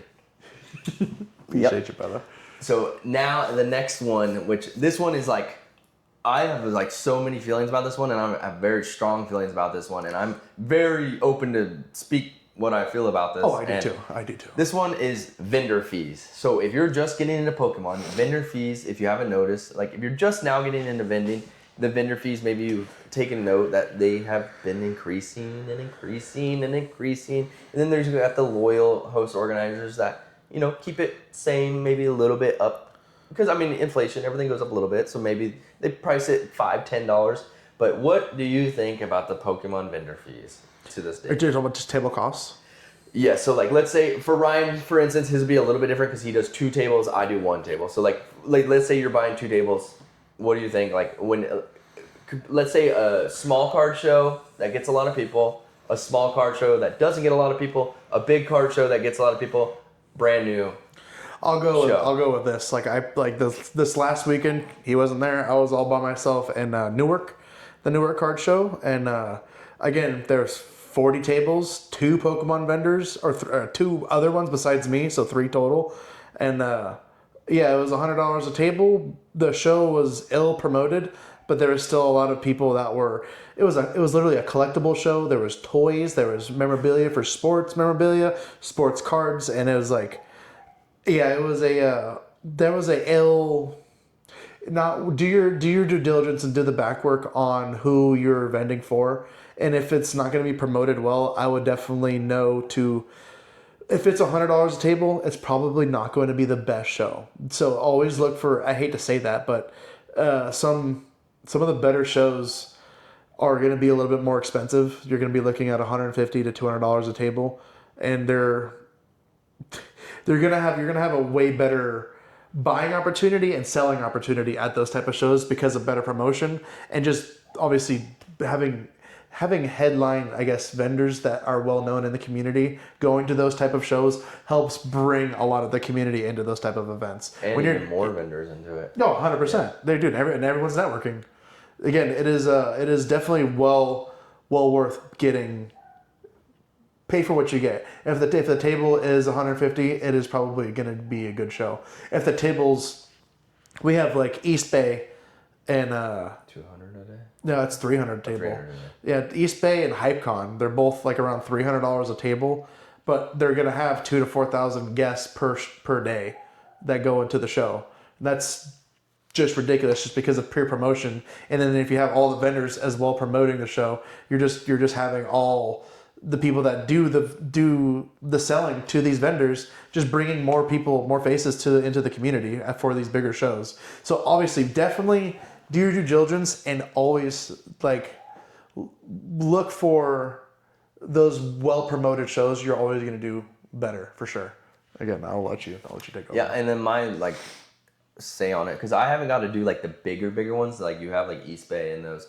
And what's the other one? HypeCon. TCG now is going to be the one that we're doing. Yeah, so like those are the bigger ones that are like what, $300 for 2 days, right? Yeah. So $150 a table, but it's justified because, like you said, they're so established in being vendors that you're probably the promotion is so good. Yeah, and they promote it they run so many ads, and like everyone knows about the show. But they know how popular it is. A month ahead of time. Yeah, and it's always sold out. So obviously it's a good show.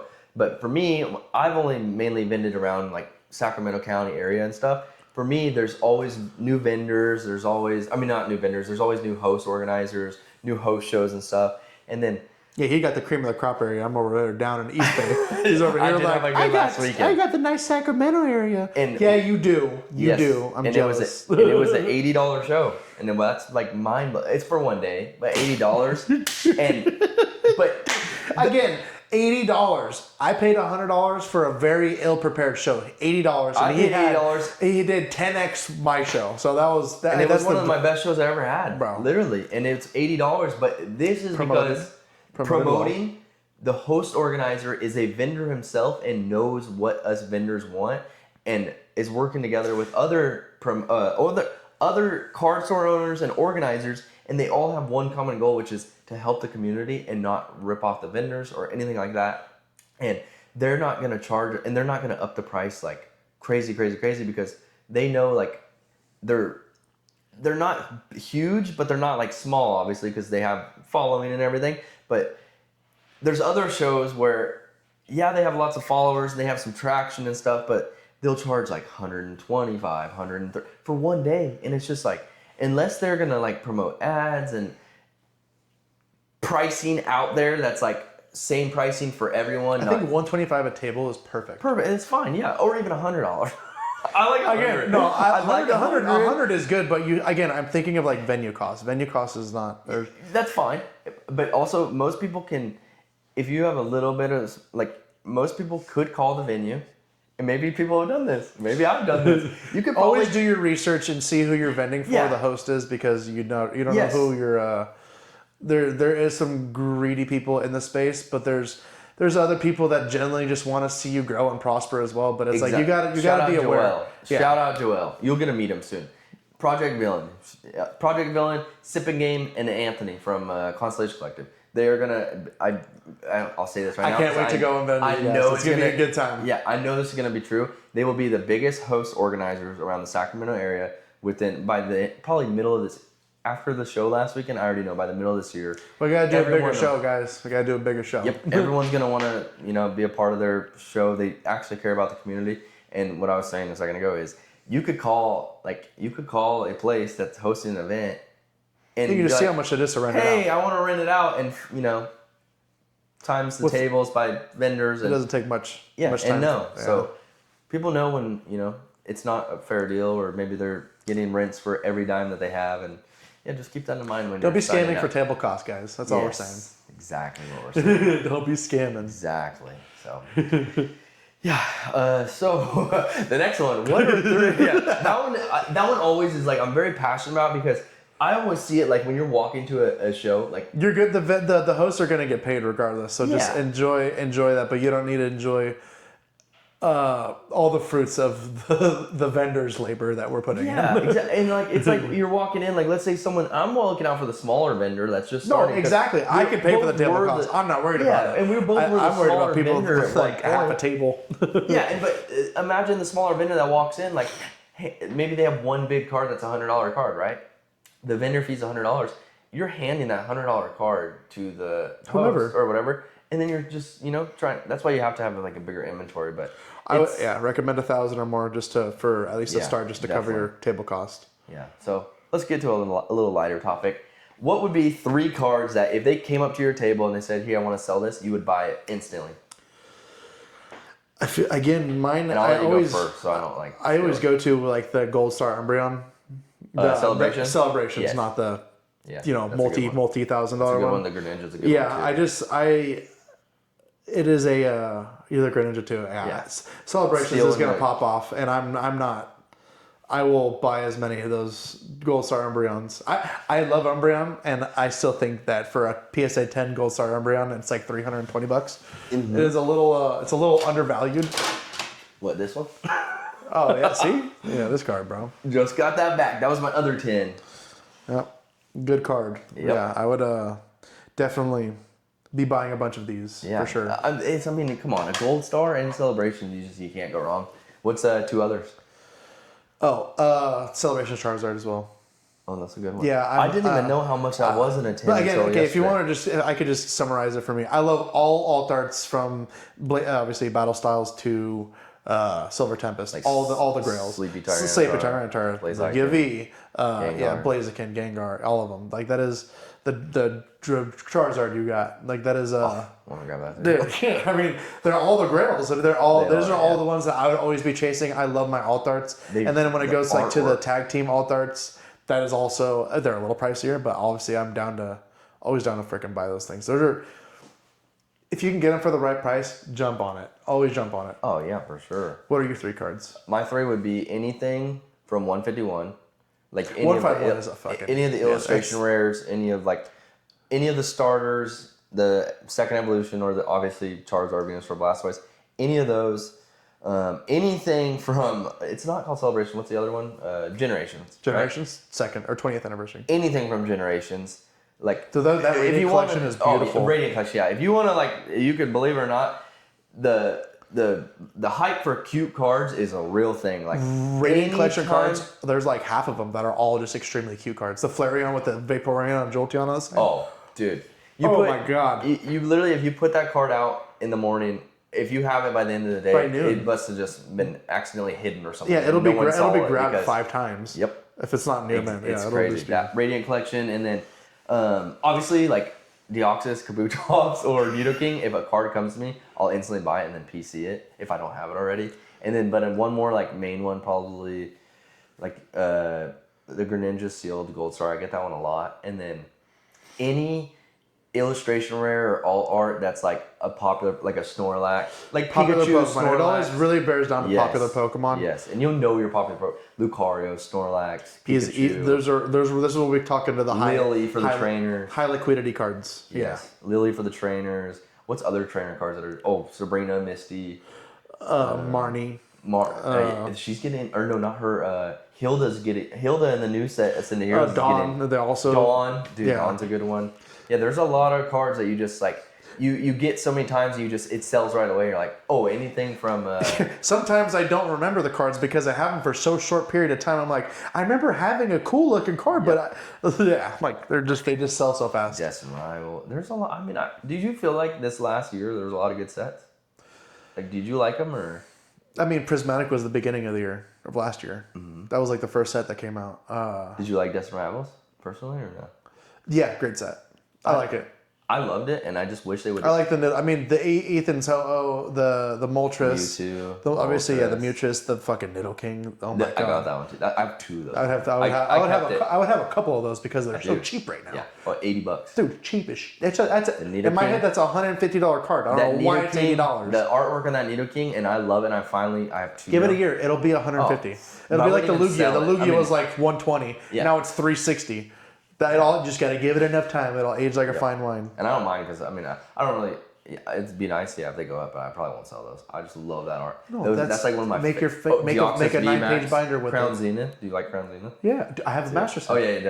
Yeah, I have that's the another Master Set. museum. If for some reason the Evolving Skies Museum sells one day, boom, Crown Zenith. It'll be Museum. there. It'll be right there. I feel like even the Crown Zenith is nice to go through. You got the Gold Star or the Gold. All of it. All the whole 70 cards of Galarian nice. Gallery. So there's like a lot. There's like I feel like sets also I'll always buy from if someone wants to bring it to me because there's always people setting everything. All the Trainer Gallery cards from the late Crown Zenith Sword and Shield. Oh yeah, late Sword and Shield. Any of those. Yep. All of them are so good. Yeah. They're literally like what they were from Cosmic Team Up. All those they're secret rares, and those that generation, those are all secret rares. They're all those yellow border full cards. They're very, very liquid cards. People just it goes in almost to the cute category. Yep. It is a Yeah, good. you got a trainer and a like. Both of it. It is perfect. It literally it's a symbiotic relationship in the picture. You see that. It is. I always go to the one that's so cheap it's like $1, but it's like one of the martial arts guy, and then you see like the Cub Fu or not a Cub Fu. It's like one of the freaking Machoke? No, I know it's a primate. It's like not a primate, but it's like a monkey gorilla Pokemon. But he's like doing karate with the guy. It's only a $1 card, but I was like, that's such a cool thing. It's the symbiotic relationship with the person who is Slaking's the one Vigoroth or Vigoroth. It's a monkey. Yeah, probably. I wonder. I don't know if I've seen it. It's all good. But no, it's one of those. It's just one of those ones that come up to me. I'm like, that is a. It's just cool to see anything with Machoke or Machop. That is there's a Machoke from 151. Super nice. Everybody always wants dude, he literally. I think of the Machamp running with all the plates in the freaking city. That is so cool. Yep. So if you're gonna vend, what do you suggest? Like, would you suggest vending alone or no? You can vend alone. I've gotten comfortable enough for vending alone where I am not necessarily worried about much of anything. Like if I'm comfortable with it, some people definitely need protection in some other way. Like I'm a bigger guy, so if you're gonna come at, no, but if you're gonna vend, definitely. If you're gonna first start vending your first like 5 shows, always have like a friend or like a best friend or at least a family member with you, because you need to go to the bathroom. There's 8 hours. He goes to the bathroom 6 times a show. Which I want to talk about. So weird because until I started vending with you, I've done maybe I think 15 or 20 shows before I started vending. You got comfortable, so he's like, I can just go pee whenever. Never went to the bathroom. Held it the entire time, or I would luck out and have someone pretty cool. That Yeah, you know yeah. when you could just meet someone and Oh, pretty dude, that was at know, the last like, show. Yeah, I had to go to the bathroom too, and he was just like, was pretty cool. He was super cool. He's Yeah, in his and, like, 40s. Oh He's yeah, he had a son there right is there, those too. times where you could probably like most time you probably trust your neighbor. Like You most can tell. of the time. If you get the vibe that you can trust them, definitely. If they have their Yes. family there, they're probably a pretty Yes, trustworthy people. But there has been a couple of times where I've been next to people that I would not.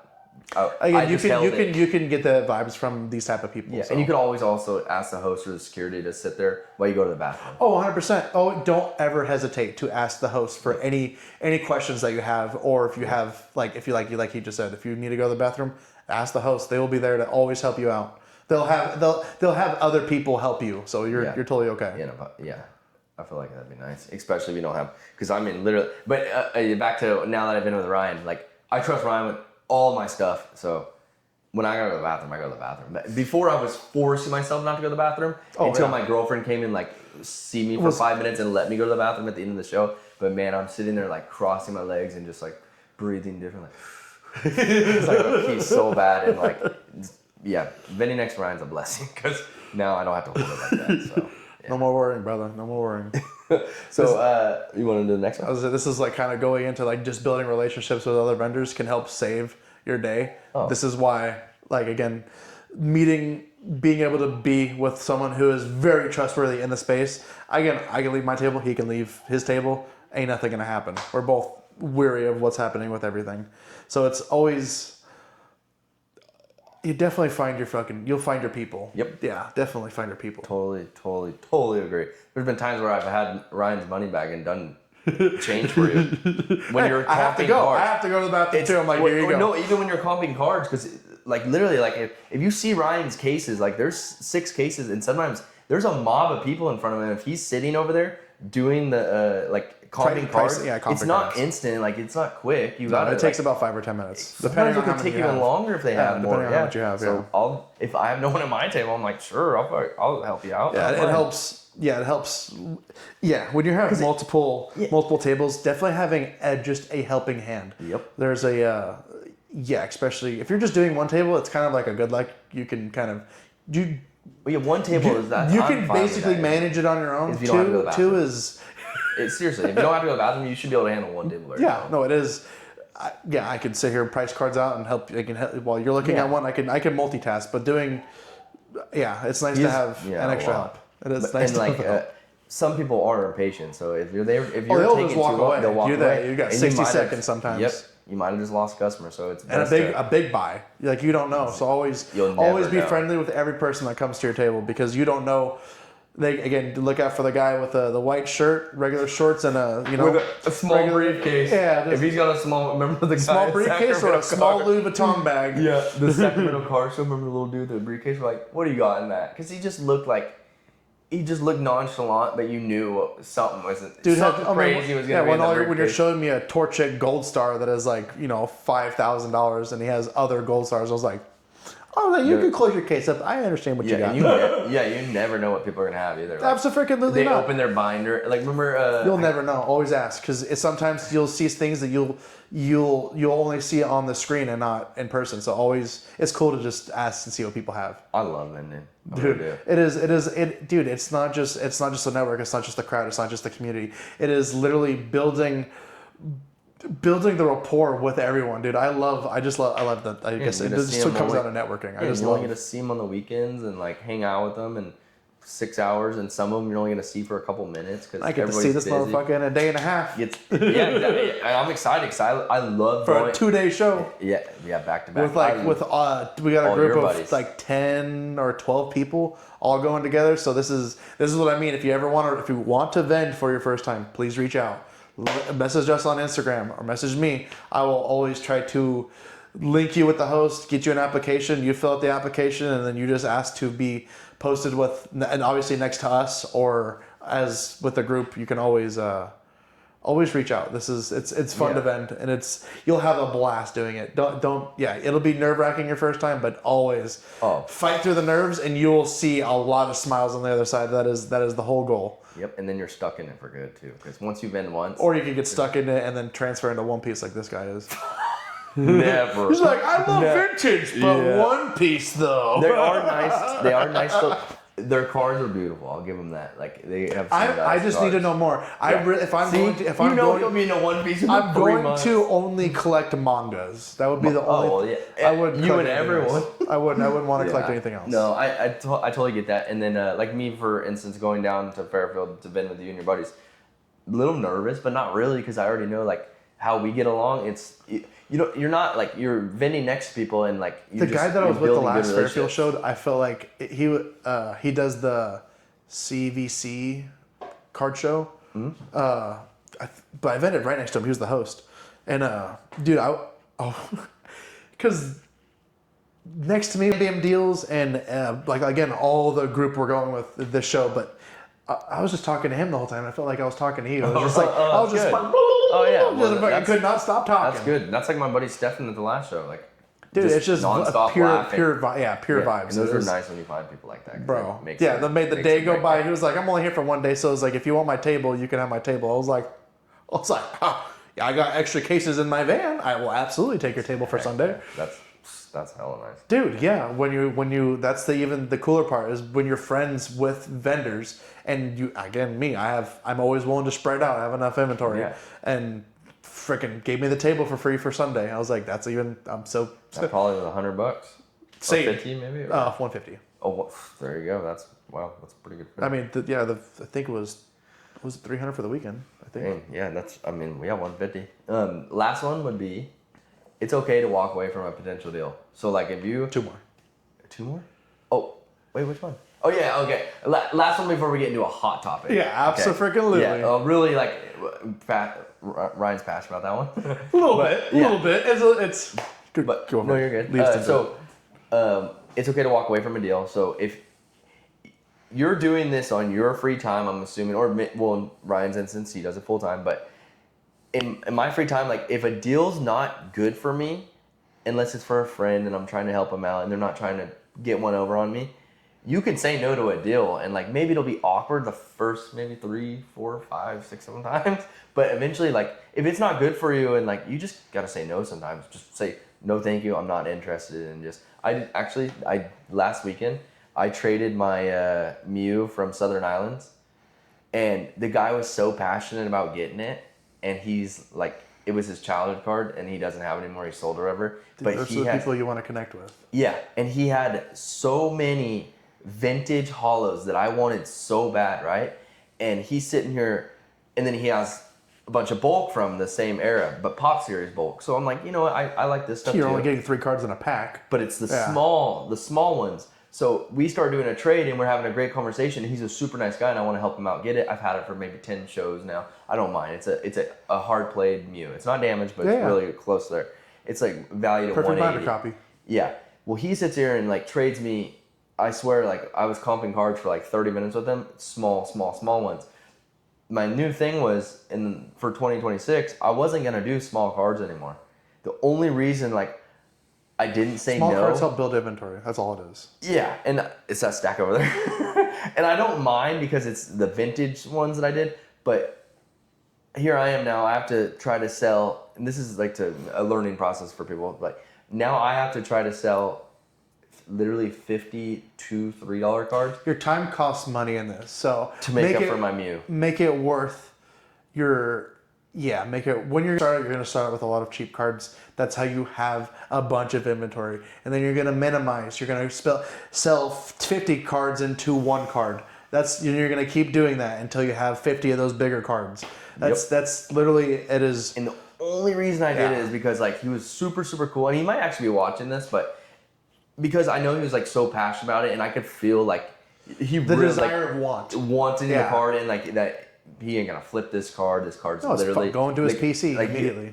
Very like it was so sentimental to him, and I'm like, I don't mind I just wish he would have went through because he had a stack. I got a Delta Species Typhlosion, the psychic version where it's purple. That's cool. I did get that out of it, but it's like that plus 100 small cards, and like for the learning part of what I'm trying to explain. Again, that can fill it, or you could put that on eBay, or is that your case set? I might put the smaller one.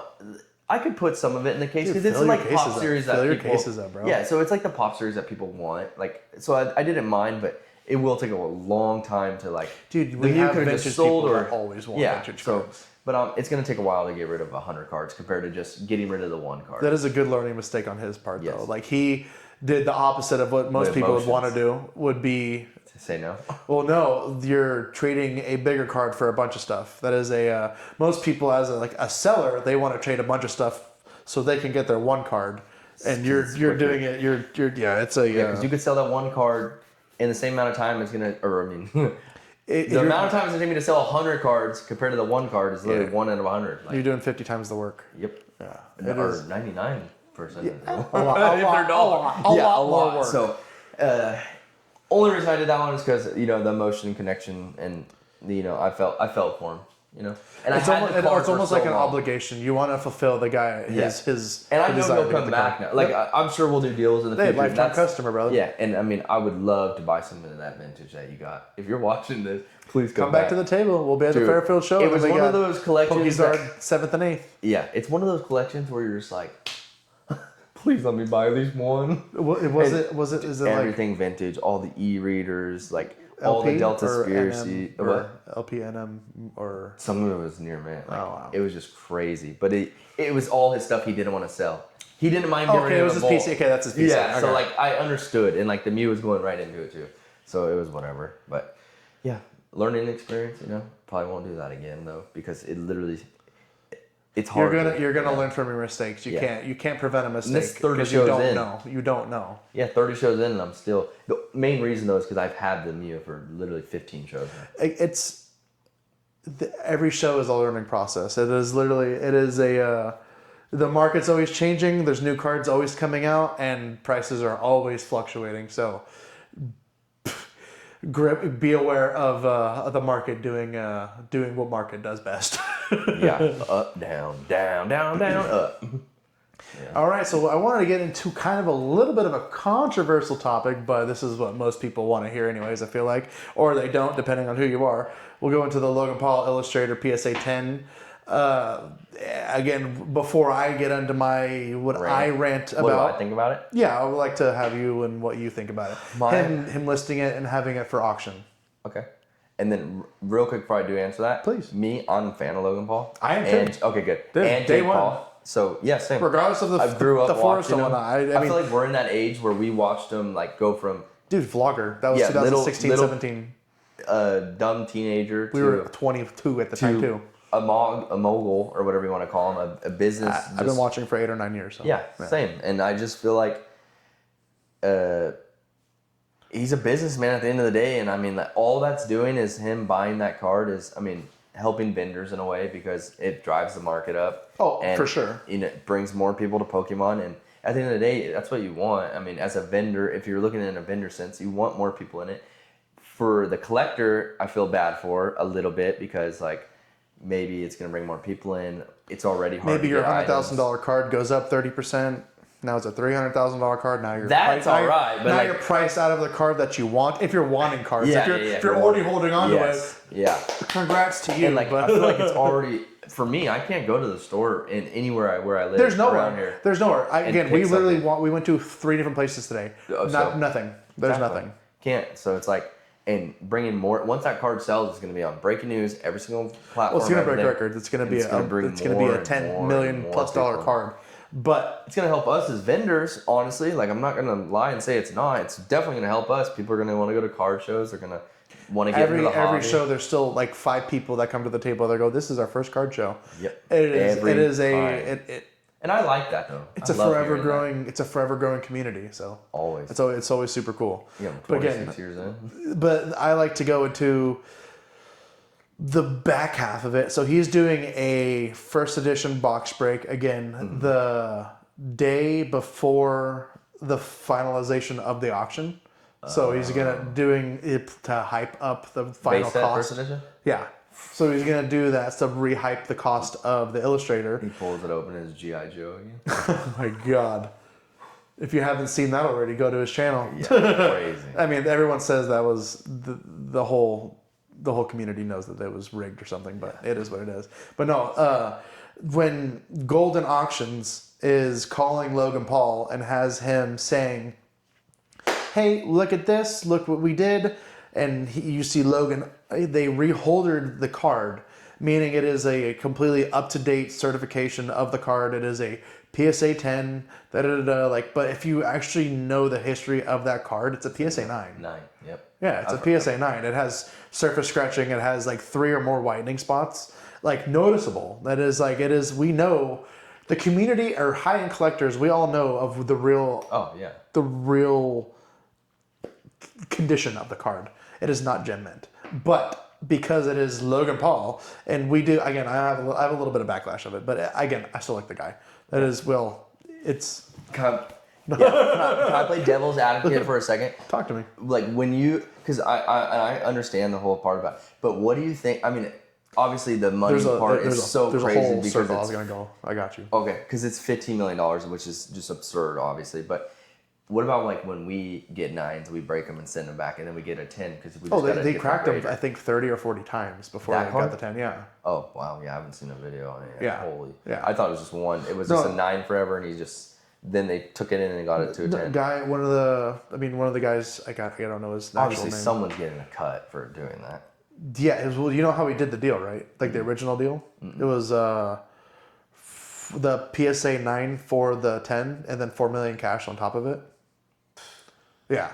So he had the PSA 9 for trade value and then 4 million cash on top. So the 9 was 1.275 million at the time. So, and he had 4. So he didn't take a 9 and crack the 9 and get a 10? The people that he bought it from kept doing it until they got it. Until they got the 10. Yeah. So Yeah. wasn't it 16 That's times? how- I think that's how he I feel like I seen a video that said 16. Times of cracking Was it? it? I have no fucking idea. I feel like I did see A bunch of times. More Now than I enough remember. times. More than enough times for the. It's So- known that it's So the one cracked he traded into. He traded was a PSA 9 9. for the 10. Gotcha. And but 4 it million. was a previous 9. All the ones. Yes, it kept being cracked until it got the Dang. 10. Wow. Yeah, I mean, it's just. And then Golden cracked it from the 10 slab and then reordered it to a modern slab. And that's what yeah, you see how your jaw's dropping? Yeah, everyone's going, That makes sense. "Oh, why would you want to do that?" Because the person who is going to receive the card, if it's Wants a not 12 completely cert. and if it's not completely modern, like or up to date, they want to reclack and reholder it.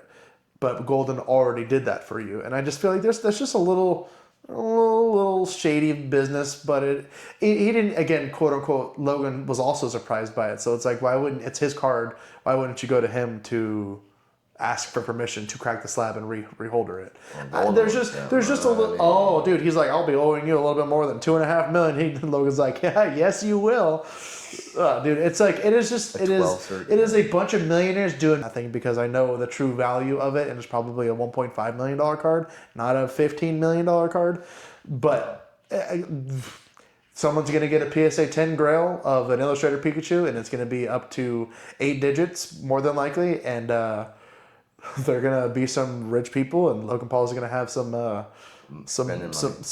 his baby. Boost something else. So, well, the full other half of the arc is he did not fully pay for the card from Liquid Marketplace. Oh, yeah. The so fractional shares for other people that want co-ownership of the card. that's still due, right? Correct. They have not been paid out. They goes with that with CryptoZoo. Like he has a bunch of. I mean, all of his backlog of the history of scams. But it's like this one. It is being. I feel like this auction is.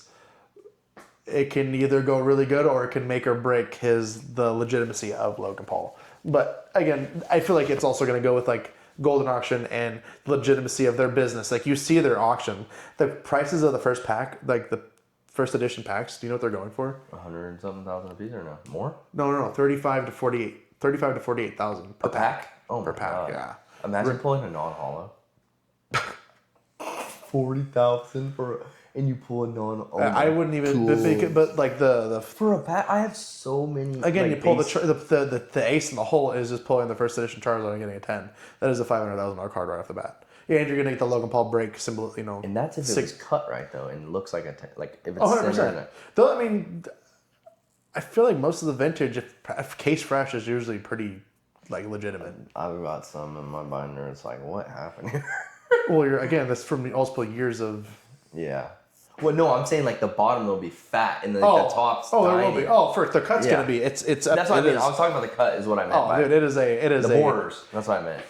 If you look at the old days when they package stuff, you just see them grab a stack and freaking. You're just like, oh my god, there's no way in hell that these cards will ever hit a gem mint. Oh yeah, no. Just the way they're freaking I'm like, oh god, how the hell is there gonna Hits a get little one? corner when it's going in. Oh, dude, yeah. that's Here's your first crazy. edition freaking Charizard, yeah. Oh, now it's a $30,000 card instead of a $500,000 card because it has one little nick. You know, yeah, it'll be fucking 30x my card, 30x my money real quick. But yeah, I feel like the Logan Paul controversy is a big thing. That's going to be going into the obviously the 30th anniversary. We are ramping up quickly, and things you can see, obviously, price spikes and all of the bigger cards. So be aware of what you have right now. Because if you have anything that is like, again, that's $250 raw, like a Grail card, or 500 plus for a Gem and 10 of a Grail card, those things are going to see some 20% gains probably within the next 3 months. So definitely be aware of what you're holding and buy, because right now is going to be the time before we have another bubble. So be aware. Yep. I've seen the cycles we're hitting. We've had the up in the middle of last year all the way up until September, and then October to November, December just been bubbles been popping, and we were finally seeing the stagnation to bouncing off the floor going into the year right now. So this is gonna be fun. What is the date? January 27th? 28th. January 28th. So this is gonna be already a whole month gone by in the new year. Isn't that crazy? We'll see what happens in 6 months. I want to see what happens in 6 months. So where can they find you if they want to, follow you? PokeGeeks Trading, all one word, at TikTok, Instagram, and YouTube, and Pumping out that YouTube. yeah, content definitely trying to be pumping out more content for you guys. I have a lot of backlog stuff, and I know this guy does too. So we're trying to start pumping it out. It is time to start. It is the year of content. So yes, sir. hopefully we'll see you guys at our tables. I'm always willing to do some deals, and always. I got business cards, so you guys can always link up if you want to from this guy. He hooked them up. But always reach out if you guys want new vendors in the area of Sacramento or in the San Jose area. Please reach out to us. We'll always try to hook you up with a table and bring you along for your own freaking vending journey. It's going to be fun. Yep. I'll see you guys on the next one. And this has been a freaking awesome time, my buddy. And it was Adam, a pleasure. appreciate Thank you, Ryan, for Absolutely. coming. This honestly is my best friend in vending, and I appreciate you, and I appreciate you coming. And Absolutely. Glad I could have you on as my first guest. Hey, episode 1 in And- the bags, everyone. I appreciate you guys for watching. This has been fun. Subscribe and like, and we'll see you guys in the next one. Bye. Peace.